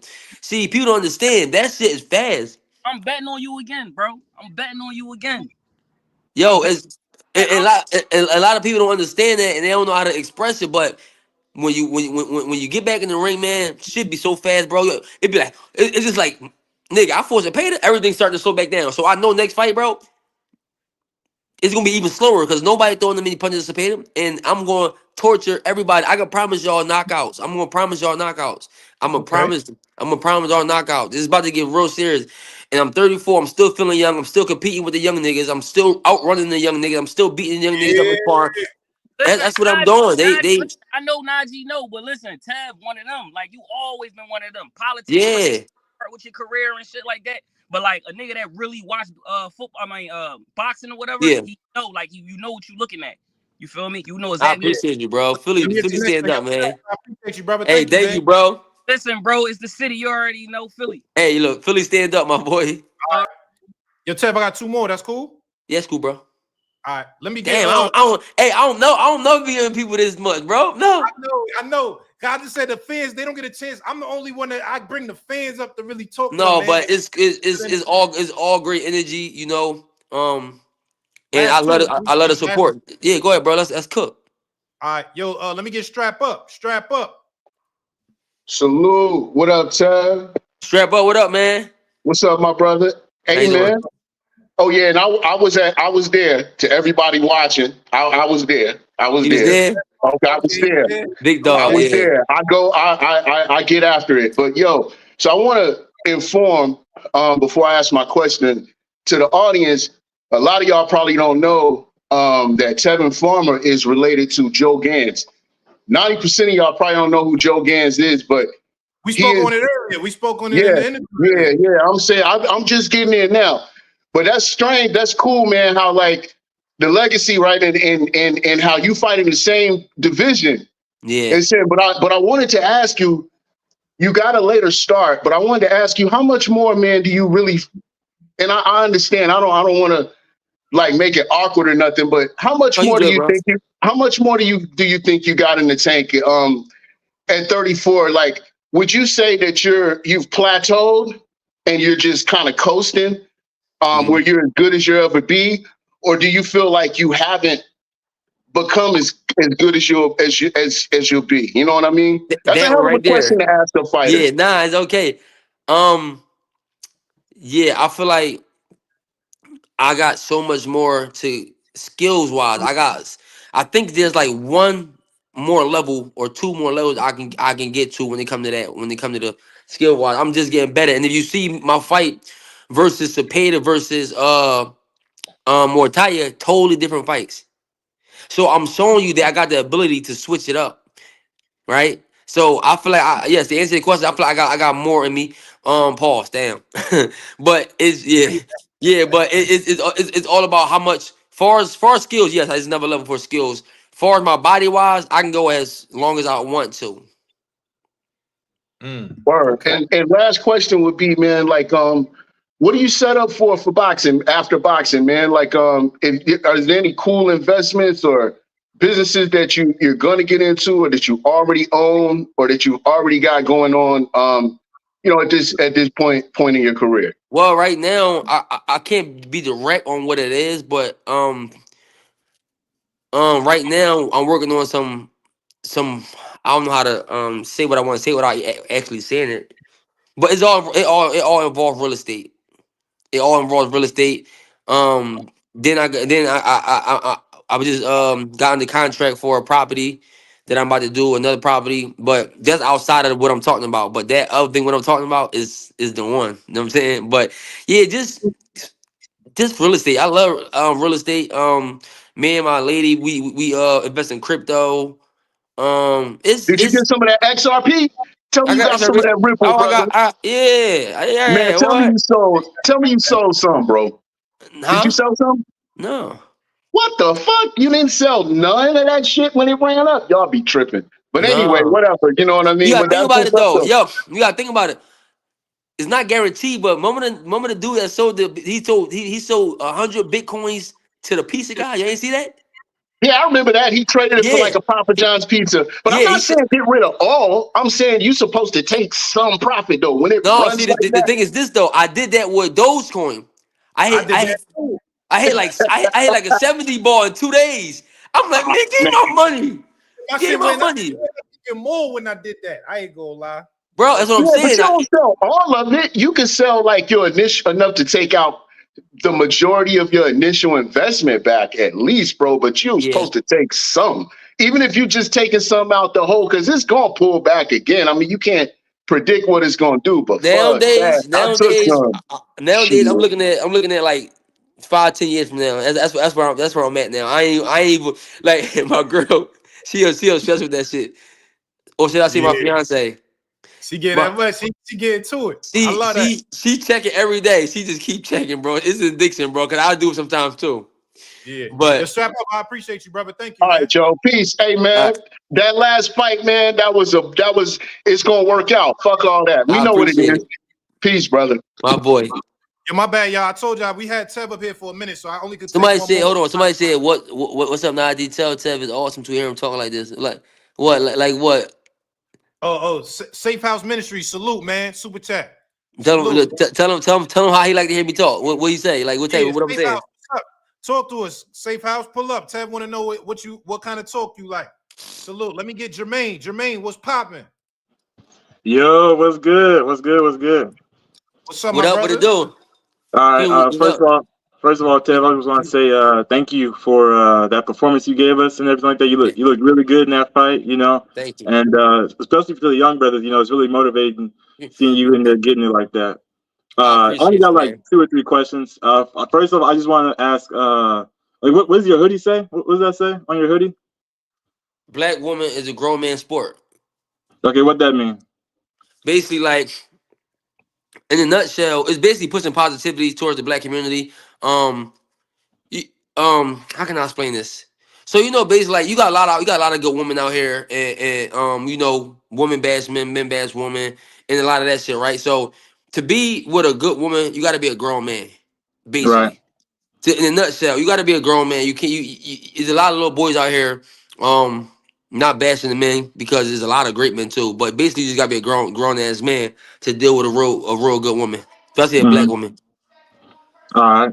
Very You ever well. Very program? well. My lady said black woman is the most disrespected woman on the planet. So I in agree. That's a fact. person, yeah. I So agree. that's we pushing positivity and just trying to instead of we try to unite each other back. The black brothers and the black sisters together. So And what really, besides like your boxing ability and your skills and everything like that, like what really got me my attention was it was your character. It's like referring to like your relationship to your woman and stuff like that. Yeah, You know, when you see like a lot of like interracial relationships and stuff, like once people make it, you know what I'm saying, they kind of like forget about their own and stuff like that. It yeah, kind of throw me off a little bit, but you know, you one of the rare ones that actually like stick with your own, and I yeah. appreciate that. And That's it's big. the That's way big. That's big. That's it's big for me. huge. It's huge, and it's the way like you know you guys both have respect and love for each other. Like that's a great inspiration, and it's a beacon to like you know young brothers like me that that's always like it's not dead. Like black love ain't dead. You know what I'm Yeah, I'm saying? glad to hear that, And, man. I'm glad to hear that, man. I'm glad that we're yeah, inspiring people, and now that just going to make us, it's gonna make us push even harder.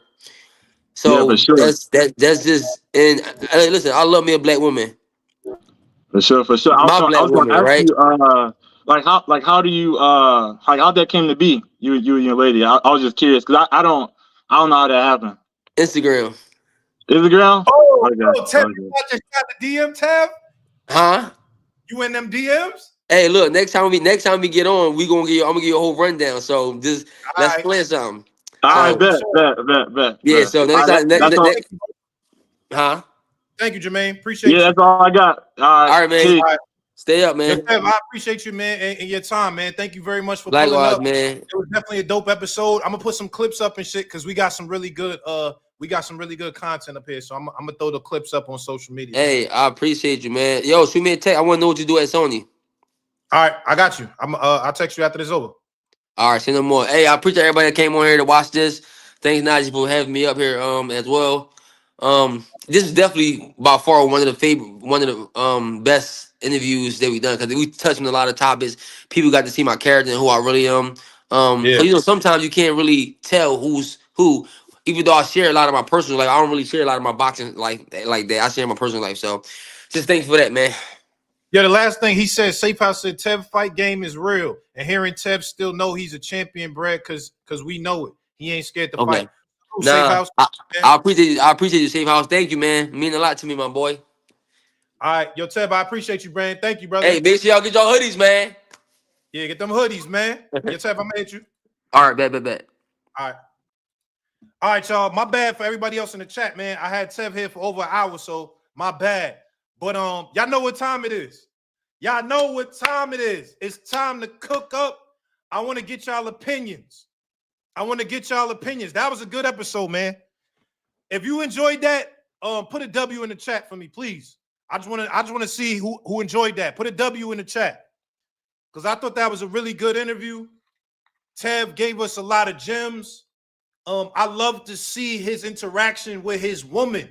That's something that we don't really get to see like that as well from a boxer, right? Like, you know, the boxer and his fiance and how they building businesses together. So I love that. I think it's special and it's been a good episode so far, man. Thank you. I see the W's in the chat. Thank you for the super chats, y'all. All right. So before I drop the link in the chat, I just want to get to the topics of the day. I want everybody to come up. Yo, thank you, Mo3. Salute to everybody dropping a W, y'all. I thank y'all. Tev made me a fan today, more than his boxing skills. That's what good interviews do, man. And that's why I'm here, is to just so we could get to know these people. We see them in the ring, but we got to get to know them out the ring as well. You know what I'm saying? So salute to that. All right, let me get to the topics of the day. We got number one. I gotta get to the Clarissa Shields, Papoose, Remy. Like, that was crazy. That was like, you know what I'm saying? That was some Love and Hip Hop drama that we just saw unfold. It was crazy this week. So we got to get to that. I think, you know, just to give my quick opinion on it, I think that a few things. One, it's just nasty work in general. Nasty work when you gotta air dirty laundry in public. You know what I'm saying? I don't really like to see that. I don't really like to see the dirty laundry shit playing out in public, y'all. You know what I'm saying? It's like when it just gets too personal, it's just like, man, I wish y'all could have kept that off of social media, but Remy's from the Bronx.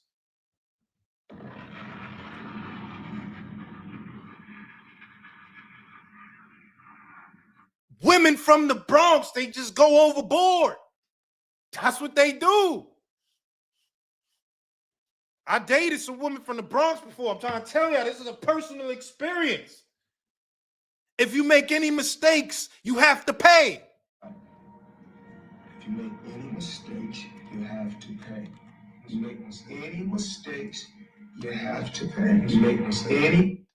So, I'm just saying it got nasty.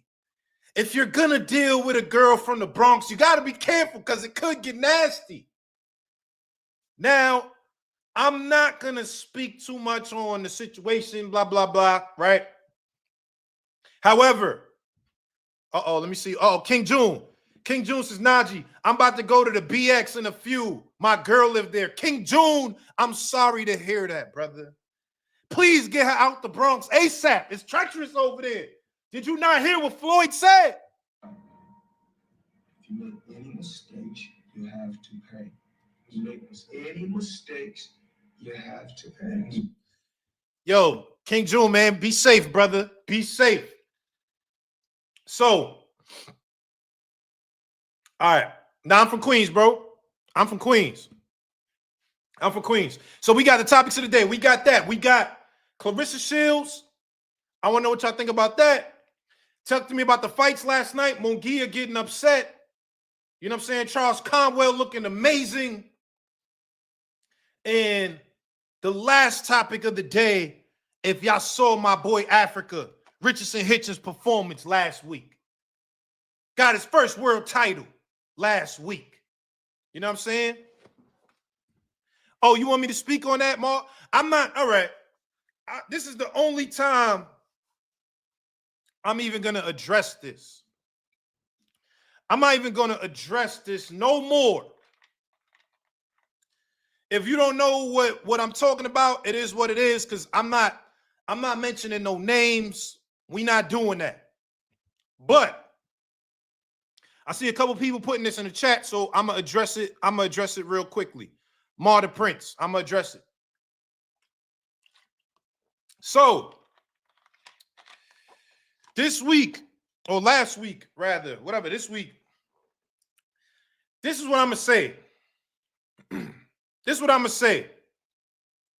I'm not gonna mention no names because at the end of the day, I'm not giving nobody no clout. If you want to get clout, you want to get your name up in boxing, you got to do it on your own merit.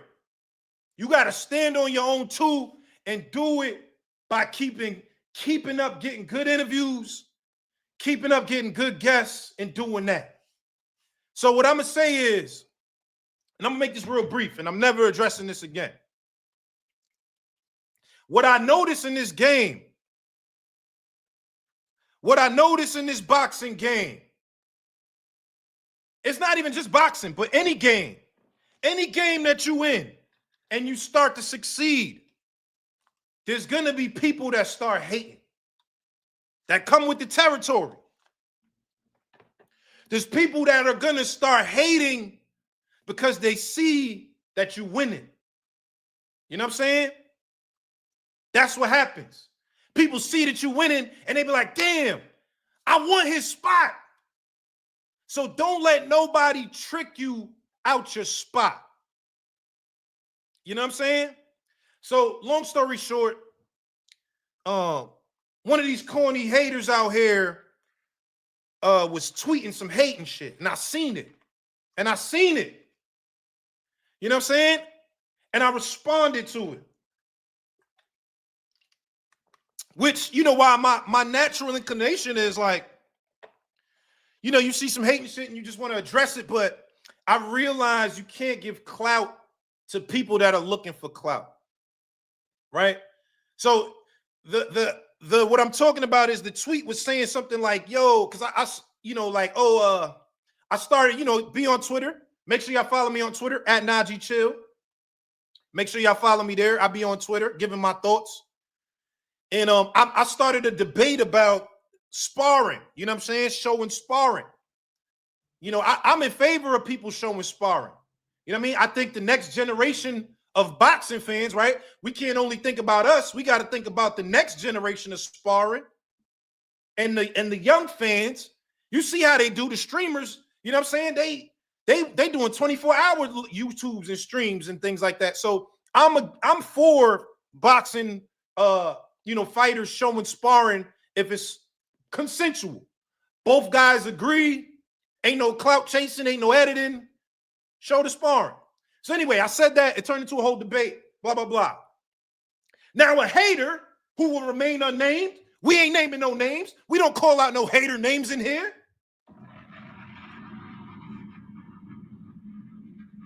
A hater was responding to Leonard. Leonard responded to me, and a bunch of started a whole discourse, right? And the hater responded saying something like, well, only people that never put no gloves on saying stuff like this.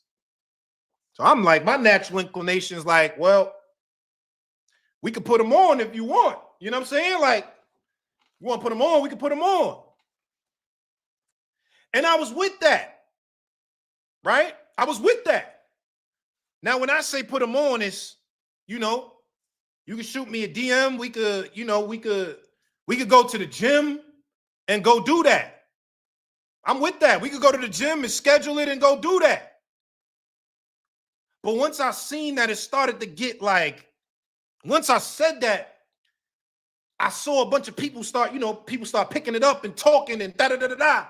So I'm like, all right, cool. But then it got like, son trying to do like YouTube boxing, like, yeah, let's schedule a thing and we could be on the undercard of Greg Hackett and do this and do that. And adding BLK Prime. And I'm just like, yo, dog, if you wanted to see how my hands work, we don't need no public for that. I could show you that, man to man, mano y mano. We could have just did that. But all the public and trying to make a moment and make an event. And then I said, yo, you know what? I gotta pay attention to the traps. Because these are the traps that clout chasers try to do. They try to set a trap so you can mention their name and they can now be in the same name as what you doing. And I saw that's what happened. I said, damn, me even responding is giving this guy clout, and I can't do that. You got to get your own clout, boy. You got to get your own clout, boy. You see my resume speak for itself. You see them interviews. You see them numbers. You got to get your own clout. So again, that's where that comes from, bro. I'm not doing no public nothing. I love this fight game. I love this fight game. I'm not doing I'm a real man, bro. I have a real career. Y'all know that. I work at Sony. I got a real career, bro. I make a lot of money. Like, I ain't saying it's to flex. I'm just giving y'all, I'm opening up my life so you can understand. I make a good salary. You know what I'm saying?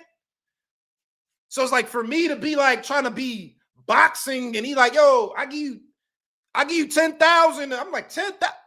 I just spent 10,000 in Aruba on vacation. So again, this is not just, I'm explaining this because I've seen a couple people want to know. I ain't never gonna ever talk about this again because there's no clout given. So this is what it is. At the end of the day, I'm never gonna take time out of my day and where I make my real money to do something that don't make no sense. That don't make no sense. If I'm ever try to come out and do something for the public, I either got to be getting a big bag or getting some clout. And you, sir, have none of those things.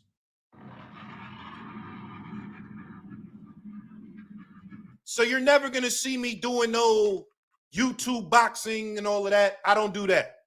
I'll set it up. I'm the promoter. I promote my own fights. I put up my money and do that.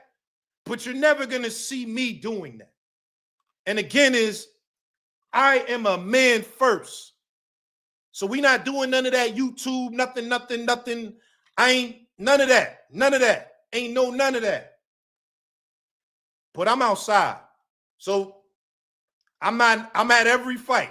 You know what I'm saying? So that it is what it is. You know what I mean? And that's that. That's that. Like I said, I'm a businessman, but I'm a man first. You know what I mean? So we ain't doing that. Ain't no clout giving. You gotta get your own, baby. So that's that, man. We off that. I spoke to it for the people that wanted to know, who wanted to, you know what I'm saying, get an insight as to that. I'm never gonna talk about it again. You know what I'm saying? So, like I said, you know, people can say what they want, like, oh, you ducking. Like, I'm outside everywhere, bro. I don't duck nothing. I'm outside everywhere. But that's that. So, topics of the day. We got Clarissa Shields. Also, let me say this on Clarissa Shields. Don't let that moment be a distraction for her movie coming out on Christmas Day, The Fire Inside. It's an amazing movie. I went to the preview. Thank you, Mo3. You know what I'm saying? I wear suits, bro. I make multiple six figures, guys. Like, this ain't no, I'm not, come on, man. Stop it. But don't let this moment take away from Clarissa Shields' movie, The Fire Inside. I saw it. It's a great movie. And it's something that we got to support as a culture, as boxing. We got to rally around that. You know what I'm saying? We got to rally around that. So let's get to the topics of the day, y'all. We got Jaime Munguia, upset. We got the Clarissa Shields drama. And then let's talk about Africa. I'm also doing something with Africa this week. I got some dope new content I'm rolling out. I got some dope new content that I'm going to roll out that I want y'all to see. So I'm linking up with Africa this week, man. And it's going to be fire, y'all. And Abdullah Mason is the prospect of the year. Salute, Marta Prince. So I'm going to drop the link. If y'all have anything to say on the topics of the day, let's get to it.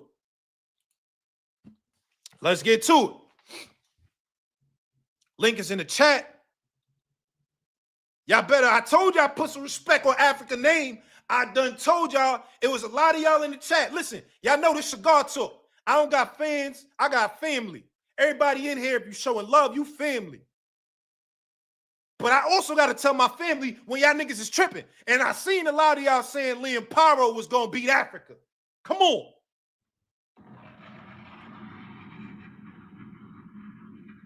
I seen y'all. I seen a lot of y'all saying it. And y'all owe Africa an apology. My boy's a world champion. IBF. Matter of fact, I'm thinking Africa versus Devin Haney next. What y'all think about that? Africa versus Devin Haney next. I like that fight. I'm going to start pushing that fight. But, yo, listen. We here in the chat, man. Let me know what y'all think. Like I said, topics of the day, Clarissa Shields, Africa's win, and Jaime Munguia getting upset. Biggest upset in boxing yesterday. Let me get B. That's Leon. B. That's Leon. What's popping? Yo, what's good? What's up, my brother? How are you, man? Man, I'm good, man. You talk your shit, with the Richard Hitchison, and you call that shit. Come on, man. I told you that I knew Africa was going to outskill them. Outskilled them. No, I did. Wait, so tell me, you had Liam Paro at last time we spoke. Tell me, what'd you think about the fight? No, I thought it was a good fight. Like he took his time to adjust the first 4 rounds and stuff. Obviously, Paro was using his speed. He was obviously trying to get his time in. And after the 4th round, man just pinged his head for a jab, man. I couldn't even believe it. I was just like, raw, this guy just outclassing him. Like, no, he did his thing in there. Like, you're definitely right, because I'm not gonna lie, like a lot of the time when I've seen Hitchinson fight, I've not been impressed. And the one time he a big occasion, he did his thing. So I can't knock him for that.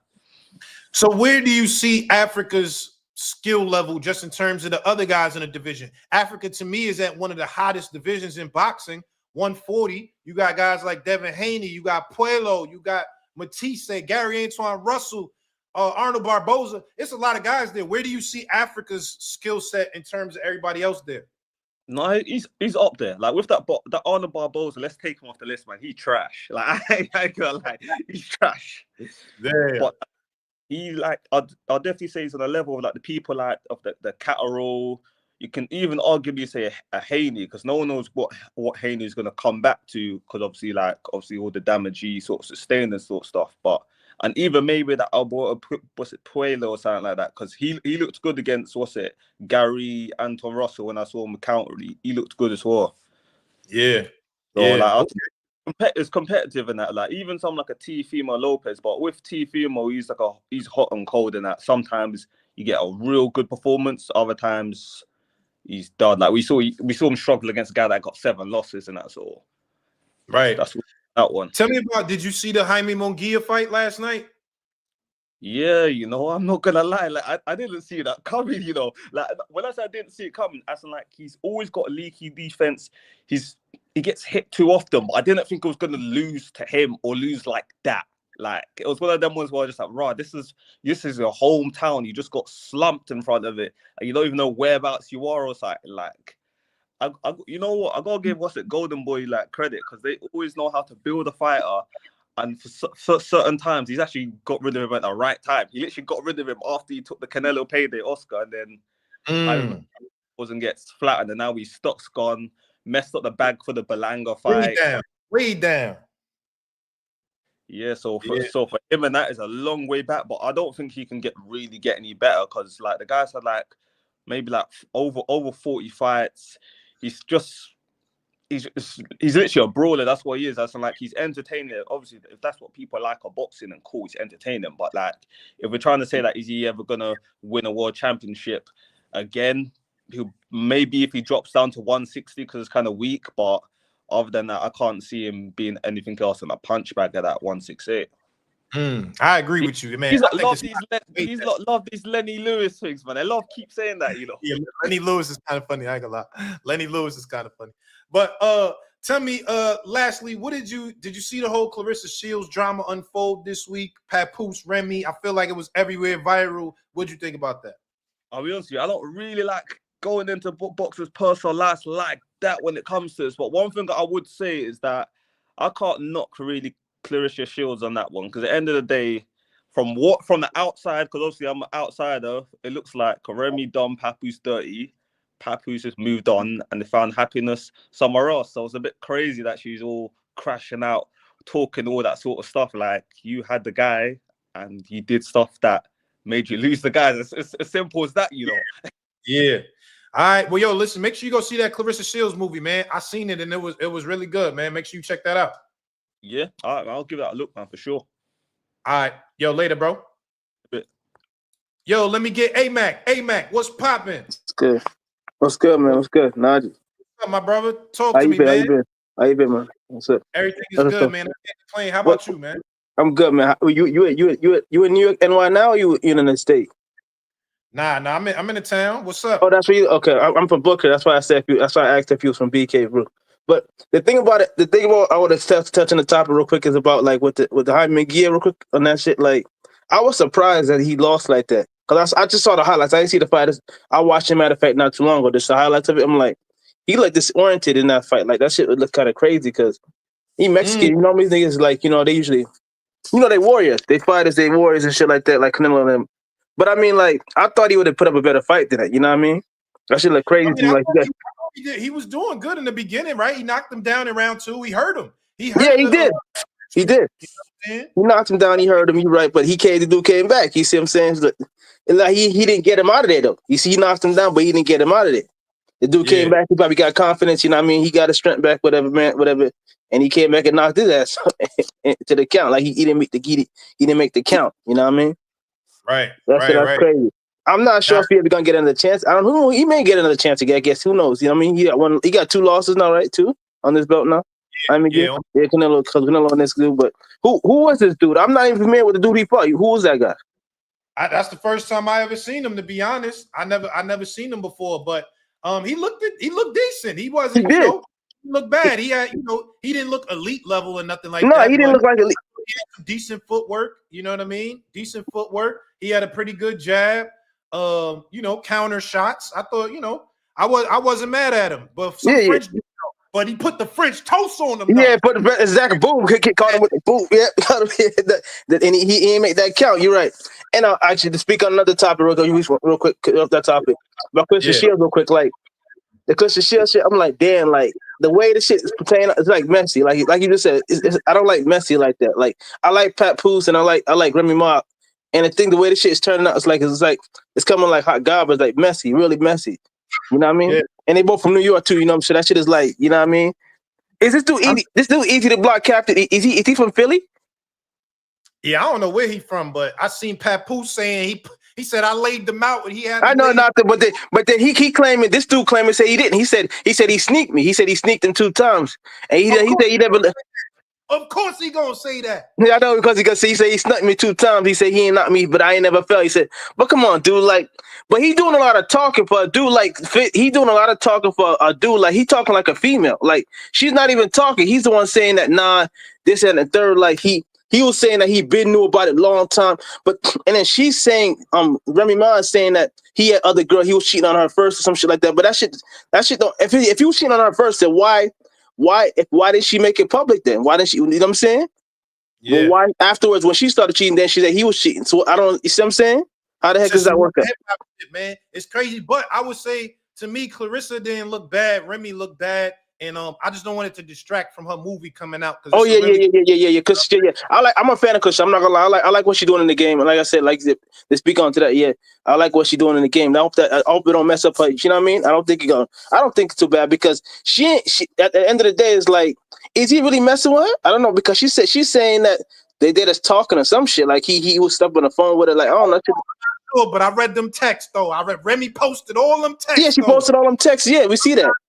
Brother, you gotta watch out for girls from the Bronx, man. I'm speaking from experience. No, bro. I ain't gonna hold you. No, cause I ain't gonna hold you. Would you say that? I messed with a chick from the Bronx. I know what you're talking about. I did back in the day. You know what I'm saying? But Puerto Rican too. 2 of them. Actually 3.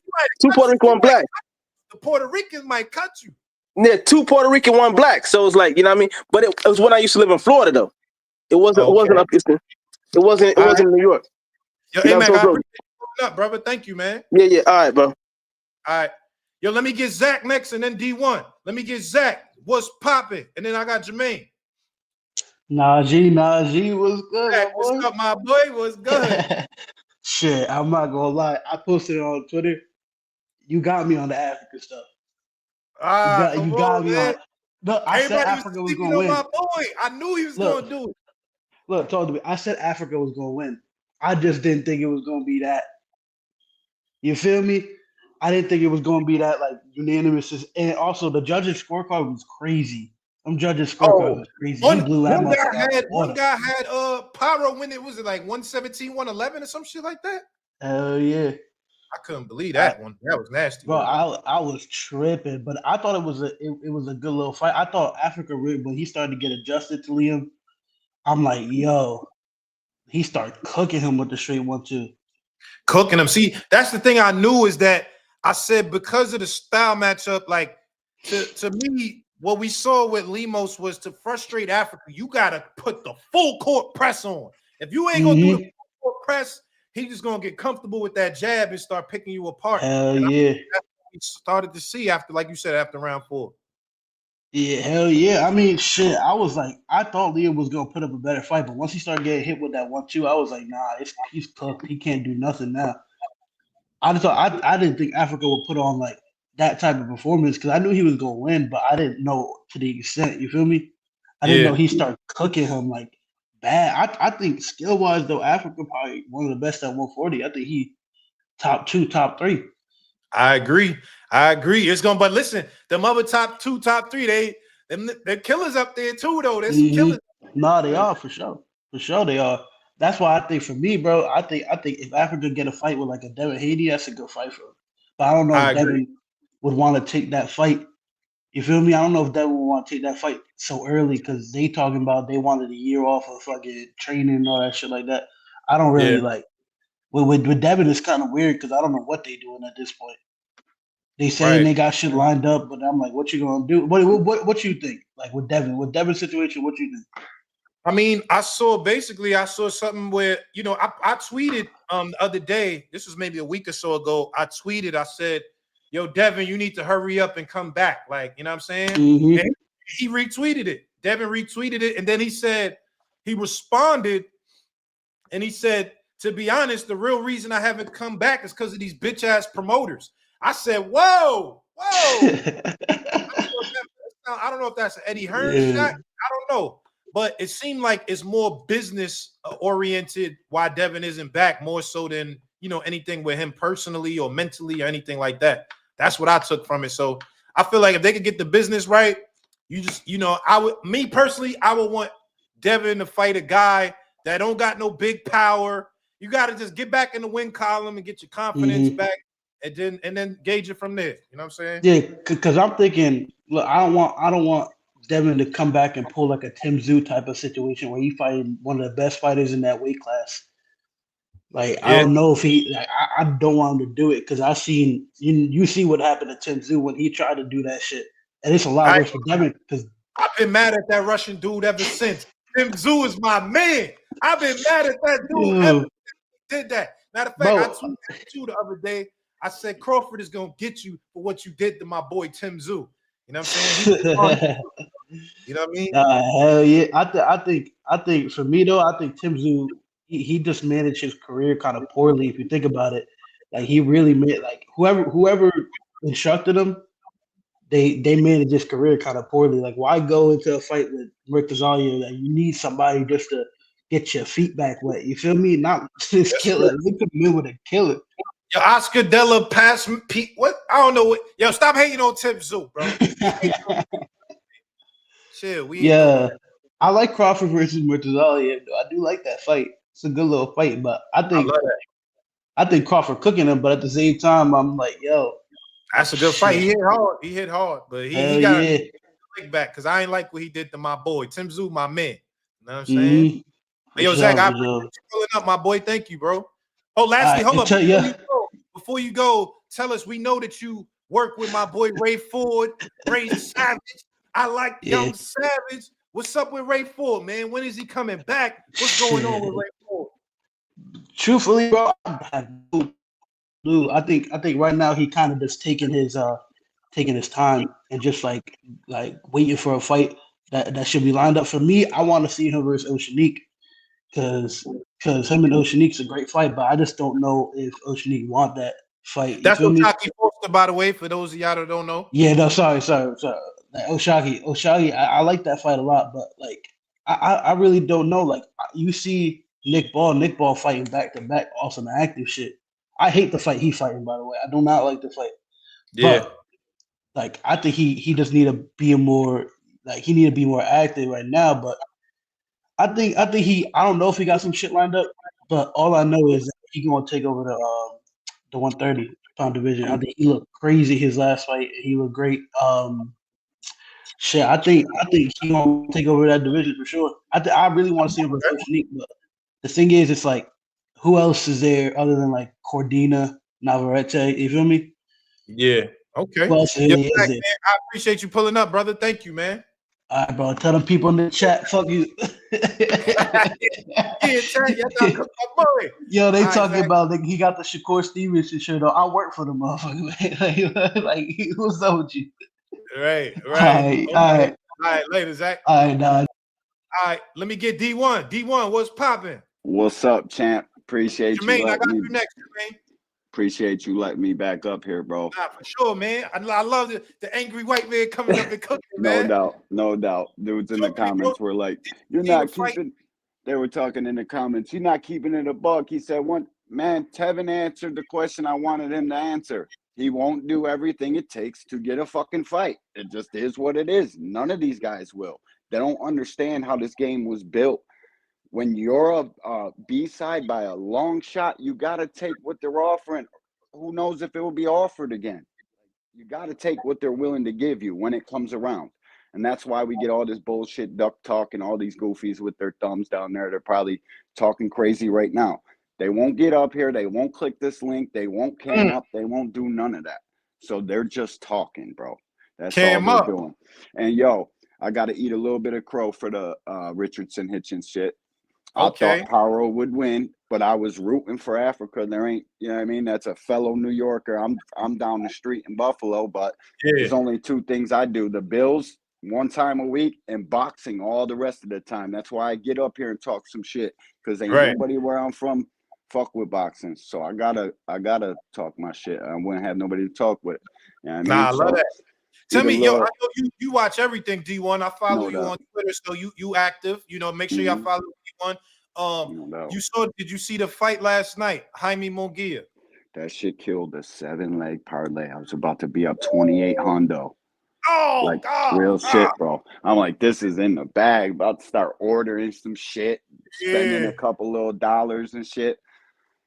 Man, this is boxing, bro. Shit happens. That dude had 4 fucking knockouts. That just goes to show, whatever you think you know about this shit, it can fucking change. Like that. I love that. That's what makes this sport so great, is that it is, bro. Anybody can win. In other sports, in basketball, if you're not the better team, you're gonna lose. This is like anybody could win this shit, and that's what makes it. Anytime, bro. One little place shot on the chin, it's over. Dude, that whole place was there for Munguia. Everybody was fucking, you know what I mean? One little quick combo, it's over for you, dude. So where do you see Munguia going from here, though? Like, where does this hurt his career, or is this something he could bounce back from? How do you see it? Like, you see all the people there, and that's like, people they forget and like confuse this shit with real sports and the best fight. This shit's about ticket sales. If you can sell out an arena and get people to come be interested in your fight, that's the main objective here. It ain't to be the best, undisputed. It's about none of that. The people that give you the fucking money to put on these shows, they want one thing, and that's a show. They want people to be excited to see you fight. And only that. It's real cut and dry. Can you sell tickets to your fight? If the answer is yes, you got something to do after a loss. It's as simple as that, man. People get this shit confused. It's not what they think it is. It's about ticket sales and how much money you can generate to your fight. That's why they're all chasing around Tank, whether he's got accomplishments and all this extra dumb shit. Well, one thing he does got is exciting fights, and that sells tickets. That's what the promoters are after, and that's what everybody in the sport is after. So the faster they learn that, the better boxing fans they'll be for the shit. You know what I mean? So tell me about what did you think about the Clarissa Shields drama that unfolded this week? I ain't paid too much attention to that because it gets to, you know what I mean, it gets to too much personal shit for me. So I don't even know. Papoose is a real one, and that's all I got to say about that. All right, let me ask you this last question, D1, because you was vocal. I started a question about sparring being shown, right? Like I said, I'm one of the guys that, you know, I know the old rule, right? Like the old rule where they say sparring stays in the gym. And I get that, but I just feel like personally, that's a rule when it wasn't no social media. It's meant to be broken. I get you, bro. Rule that I feel like, you know what I'm saying, we got to address as fans. And that's what I was saying. I thought it was a great discussion. Some people agreed, some people disagreed. You were one of the people that disagreed. Tell me, let's talk about that now. Well, I guess I'm a dinosaur, because what I know about boxing is you go into the gym and it's such an intimate thing, and you're getting ready to hurt another human being. It's just not something that we can just post out as, hey, look at me. I have, and by the way, the fucking clip that kid posted, fuck out of here with that corny, goofy shit. If you're gonna post something, post it of you beating his motherfucking ass. If not, then what the fuck are you posting some manila ass fucking sparring tape? To me, that's goofy. If you ain't got something that said, I knocked Liam Powell the fuck out in sparring, okay, you guys got in a boxing match. Hold on, but so you don't like when they show sparring? You're not into that? No, because it's a Tank fan, D1. You a Tank fan? If Tank got a sparring session, you gonna watch it? You know, the reason I can confidently answer this the way I'm gonna, he wouldn't do that. He's a fucking real one. He knows what it is. And if he was trying to clout chase off of whatever little clout that, by the way, salute to Richardson, a fucking champ back in the state. We gotta have it. Salute to Richardson. He ain't gonna try to come up off no little clout. You know why? Because his fighting does the talking. The shit that we all pay for to watch in a ring, speaks for itself. We ain't gotta do all that goofy extra dumb shit because you're out here going to fucking jab matches with another boxer that nobody gives a fuck about. And that's why the kid gets hated so much. His dad had to talk so much bullshit to get to the top that now when shit comes around full circle, they hate you. It doesn't make anybody win in the end of it. But D1, you I hear you Italian? though. I'm a little bit. Oh, they saying you Italian in the chat. Yeah, well, I get that all the time.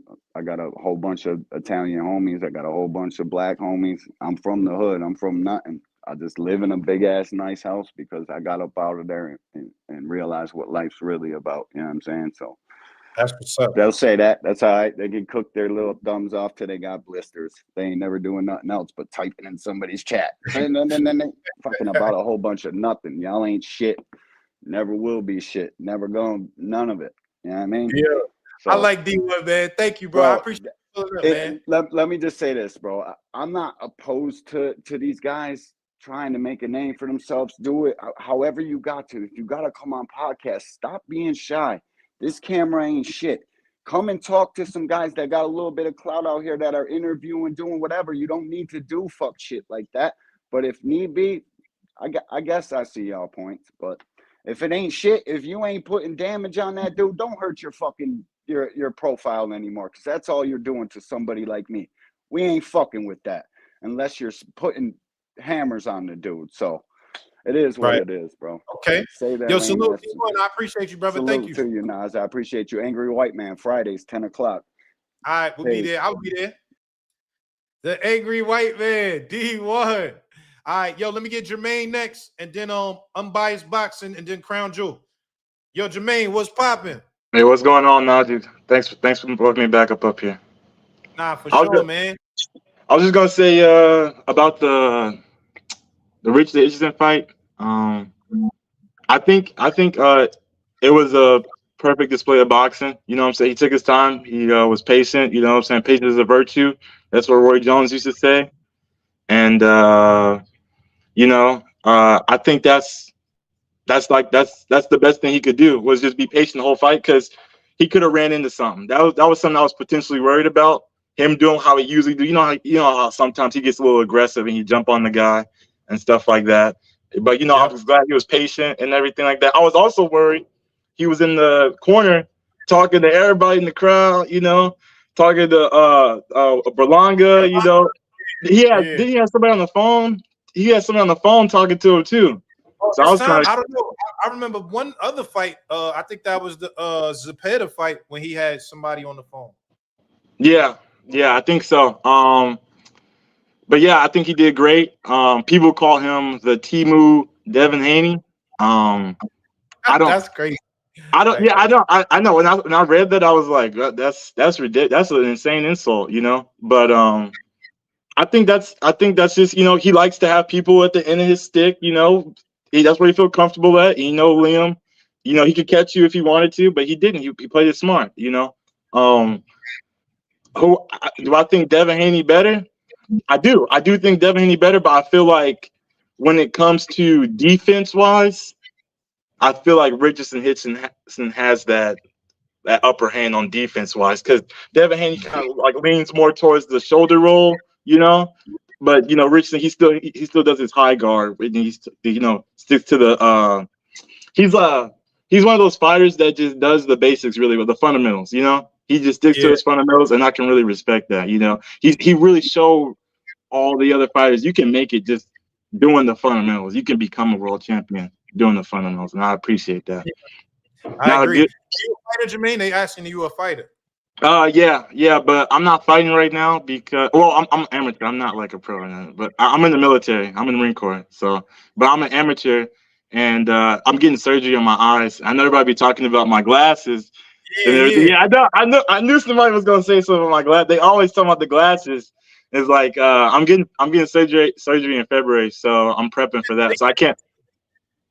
You said what? You getting LASIK? Yeah. Oh, so you about to have you know what I mean? In February. So I can't like box or spar or nothing right now, because they don't want me to like be putting unnecessary wear and tear on them before the surgery. Then they have to like reevaluate me again and stuff like that. Listen, man, y'all gonna have to come up with some new material after February for my boy. They'll probably, I don't know. They'll find something else. They'll find something else. But I was gonna speak on them. So hold up, tell me this though. How'd you feel about Jaime Munguia fight? Yeah, I was gonna speak on that. I think what I wanted to see from Jaime, I wanted to see history repeat itself, and I wanted to see Canelo. I wanted to see, you know how when Canelo fought Mayweather, yeah, and then how you saw a difference with his head movements and his defense got better, and then he just was a different fighter completely. You know what I'm saying? He updated his style and stuff like that. I wanted to see that with Jaime Munguia. I didn't see it in his last fight, and I was hoping to see a little difference here. He's still doing the defense on the chin, like he's taking all the hits on his chin. You know what I mean? And it's just he's not updating his style. He's fighting the same. He didn't learn anything. You know, and it's kind of like it's frustrating to see that because he got grit. You know, he got heart. But like you said, everybody knows it only take one punch to the chin, and then you out. Yeah. And then that's what old dude he called him, and that was that. You know, it looked like he regressed to me though. I thought he looked better in the Canelo fight, and I'm not even just talking about the outcome. Even the combinations looked better. He did. His defense was tighter too. Yeah, defense tighter. He didn't look as good to me, and I'm attributing that to him changing trainers from Freddie Roach to Eric Morales. That too. I feel like he got overconfident. You know, he's like, I'm in my hometown. I'm gonna give him a good show. I'm gonna get on this man. You know, but he didn't respect him. You know what I'm saying? He didn't respect him enough as a fighter to be like, okay, I need to be responsible because he could touch me up at any time, at any point in time. You know. But that's all I gotta say about that. All right, lastly, the Clarissa Shields drama that played out, Papoose Remy. What was your thoughts on that? You know, she a grown woman. You know, she gonna make her own choices in life and stuff like that. So I don't have no quarrels with that. I just don't want that to take away from her accomplishments and achievements in her movie. You know what I'm saying? Not a lot of boxers get a movie. Not I think she's like the first female boxer to get a movie, first like a real female boxer, right? Yeah. Am I right? Yeah. That I know. Yeah.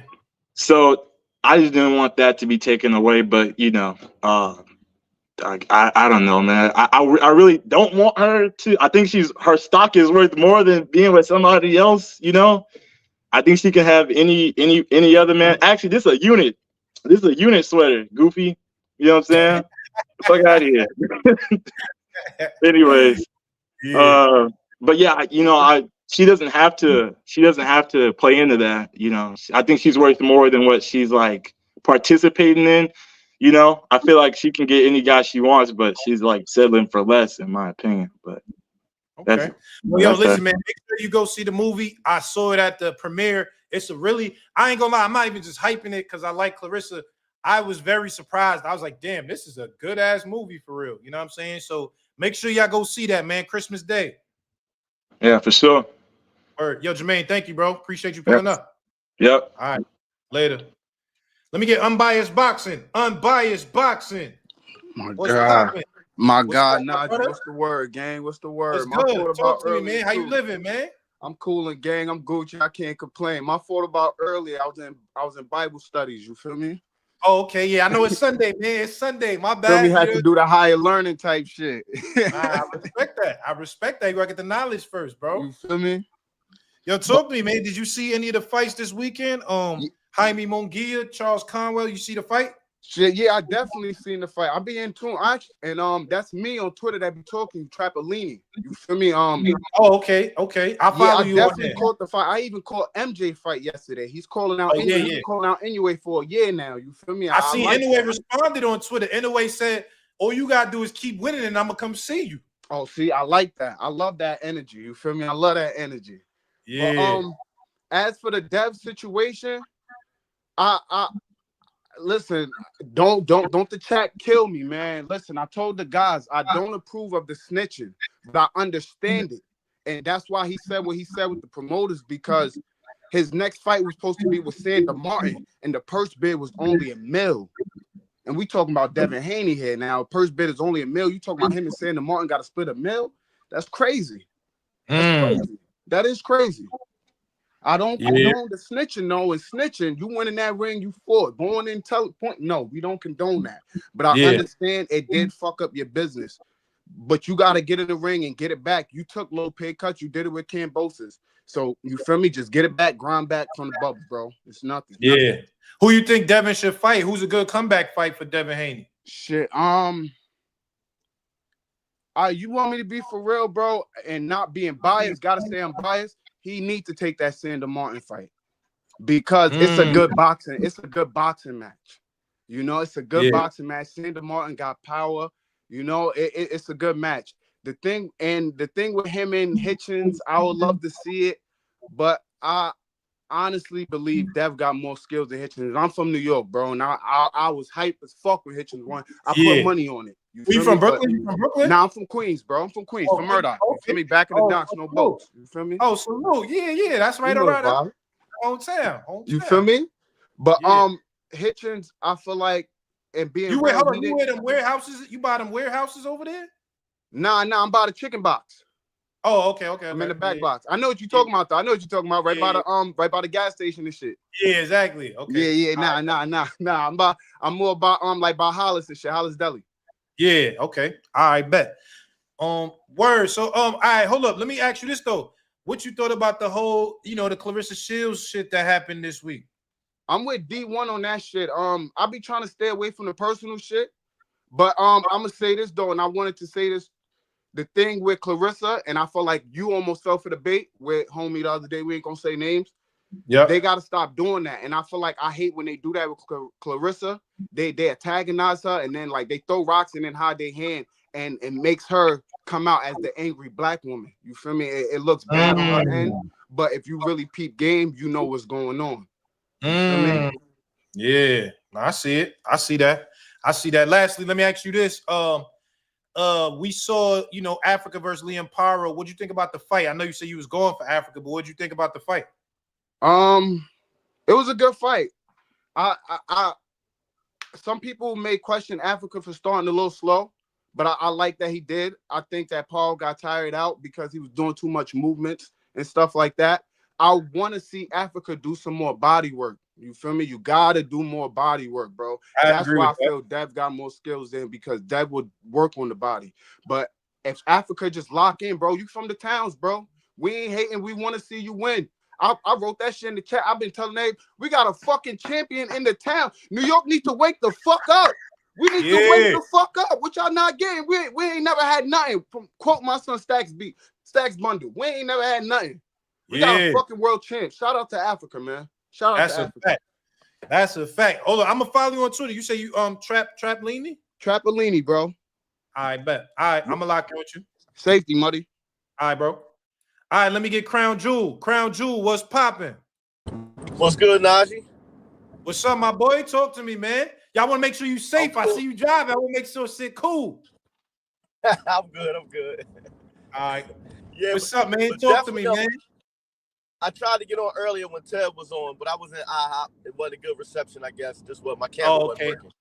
Yeah. But I want. That's a few things I want to touch on, but I wanted to give a message to Ted. I was actually, he know me. I trained Anthony Young, been in the gym with him a few times.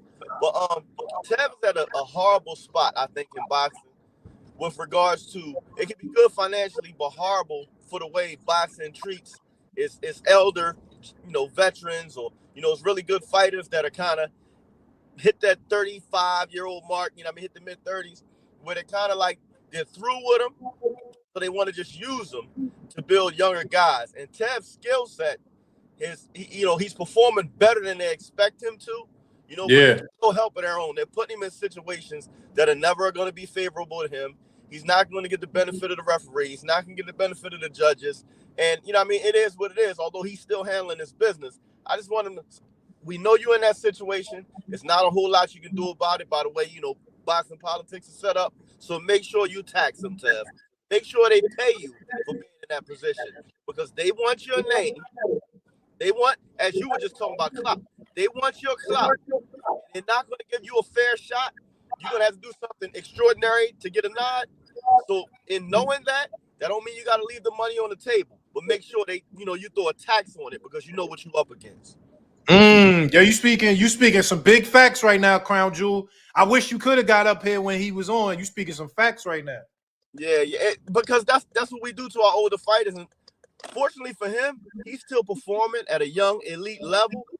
But that doesn't matter to them because they know they don't have 10 years, with him. And, he's an African-American fighter. He's not one of the African-American fighters or, doesn't have the look of one that they want to make a celeb because unfortunately they like to promote a lot of the lighter skinned guys such as myself, you know what I mean? Or he may not have the look, or I think he's charismatic, but according to them, the charisma for them to actually want to put him in place and let him be the face of, boxing or one of the faces of boxing. He doesn't have that. He doesn't have that Devontae Tank Davis look, the hip hop appeal.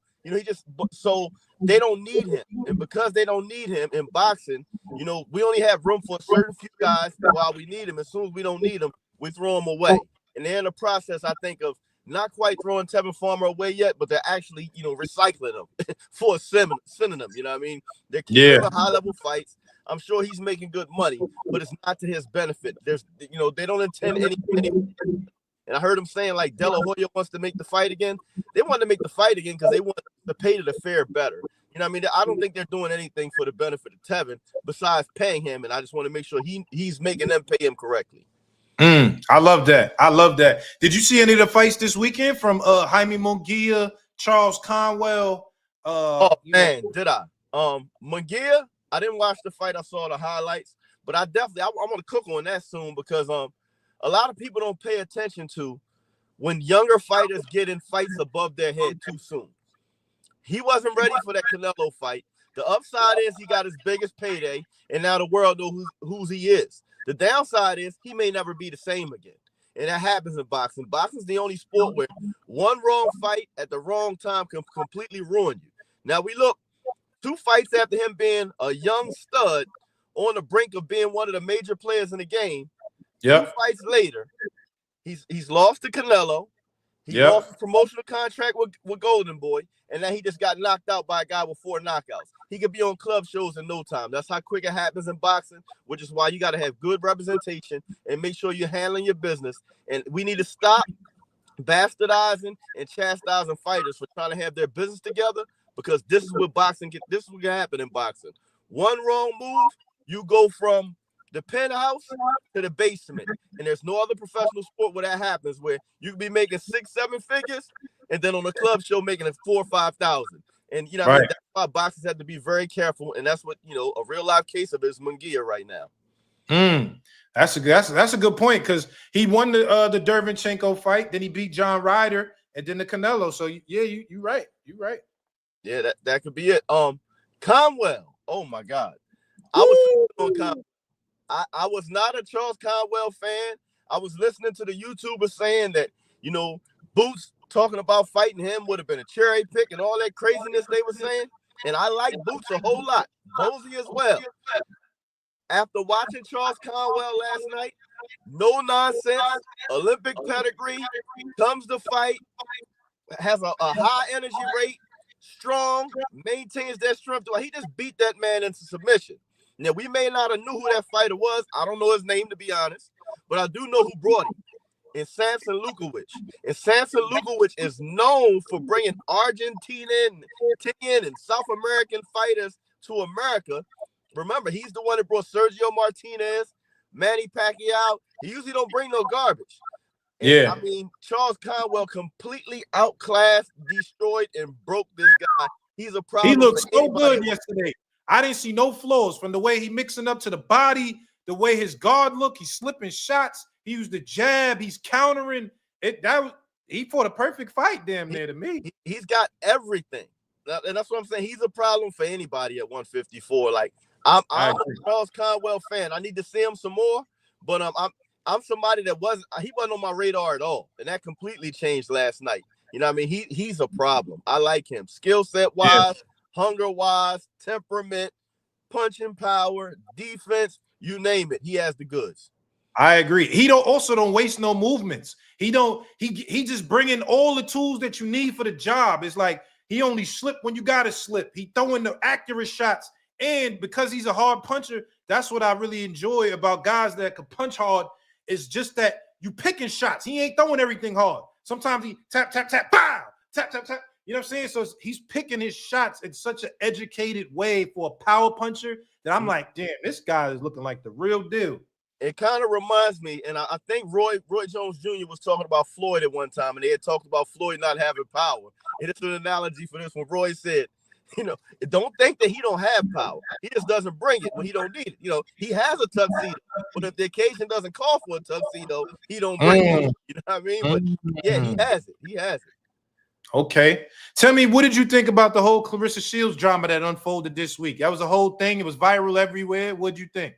I'm trying not to have an opinion because, to be honest, in my own personal life, I ain't got it right when it comes to an adult relationship. You know what I mean? I got 3 kids, 2 women, never been married, so I'm gonna mind my business on that one. You know what I mean? Yeah. It's hard to be in a relationship, so you know what I mean. I pray all is well for all parties involved. Hopefully, they get it figured out. You know what I mean? Nah, sure. Make sure you go see that movie though. Her movie coming out on Christmas, The Fire Inside. It's a really good. It's a really good movie. I will say this, unfortunately for her, she keeps having things happen in her public life that hurt her PR wise. I say this about all these young fighters, and I'm gonna say it about the trainers as well now because they're doing a whole lot of talking. They need PR people. They need social media and media training because, unfortunately, boxing is, people's perception of you directly affect your bottom line. So if you don't do things that are positive for your brand, almost similar to like music artists, they're the only 2 fields where it's a direct correlation with how people perceive you and how much money you make. You can't really make a wrong move, especially with boxing fans, because they're so finicky. They'll love you one day and hate you the next. And I will say, I think this hurts Clarissa Shields' brand because we don't allow women to be flawed or be human in sports. It's so hard for them to make it. You really got to limit what gets out there about her. So I would just wish she wouldn't be involved in it as a fighter who's already fighting for attention. And when her name came up in it, I wish she would just say less. Allow the people to talk. Don't feed into it. Don't have a public dispute because that works for men. It doesn't really work for women. Not favorably anyway. Okay. Well, listen, man, you was cooking today, man. You definitely made some good points, man. I appreciate it. You on Twitter? I don't really be on Twitter. I do have a YouTube channel, Crown Jewel Boxing TV. But I appreciate you giving me the light, man. I appreciate getting to chop it up with you.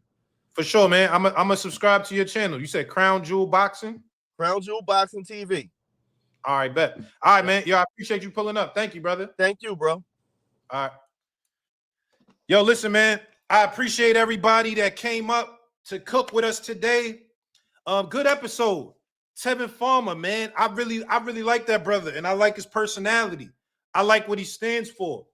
Yeah, salute Crown Jewel, man. He was definitely cooking. But yeah, man, it's been a great episode. If you just came in, make sure you check out the Tevin Farmer interview. It was really good. I'm gonna put up some clips later today. But yeah, man, I'll be back next week. We gonna cook it up. I'm trying to get the Gypsy King, Tyson Fury, on next week. I'm so close, y'all. I'm so close. I'm close to getting the Gypsy King on here, man. You know what I'm saying? Tyson Fury. We need him up here on Cigar Talk for the rematch with Alexander Usyk. You know what I'm saying? We getting that rematch. And I'm trying to bring up Tyson Fury, man. You know what I'm saying? So hopefully we can get that. Fingers crossed. I'm doing my due diligence. I'm on that. And let me know, man. Everybody that y'all want, I'm going to go out my way to make sure we can have good interviews. Big Baby Anderson. I spoke to Big Baby recently. He told me he wants to lock in. Matter of fact, I seen him at a fight, at Keyshawn fight. And he was like, oh, shit, yo, you Cigar Talk, right? And I was like, yeah, nigga. We got locked in. So salute to Jared Anderson. Yeah, we got to get that Charles Conwell. Yeah, we got to get the Charles Conwell interview too, man. We got to get the Charles Conwell interview. So listen, y'all, we definitely going to be back next week. I appreciate everybody tuning in today. I know it's football morning. This was the morning that I had to do it. It's a lot going on this week. But I'll be back this week. I'm going to let y'all know. Make sure y'all stay tapped in with the channel, Cigar Talk, Follow me on Twitter at Naji Chill, N-A-J-I Chill. And let's keep doing this thing, y'all. We're going to keep doing this thing and climbing to the top, y'all. 2025, I got some shit planned. I'm telling you, I got some shit planned for y'all and some dope content that we're going to bring up. You know what I'm saying? I got some real dope content that's new that I'm trying to introduce. So, man, thank you for rocking with me. If you rock with me, I rock with you. You already know, Cigar Talk family, y'all. So I appreciate y'all pulling up. Thank you. Great episode. Enjoy your day.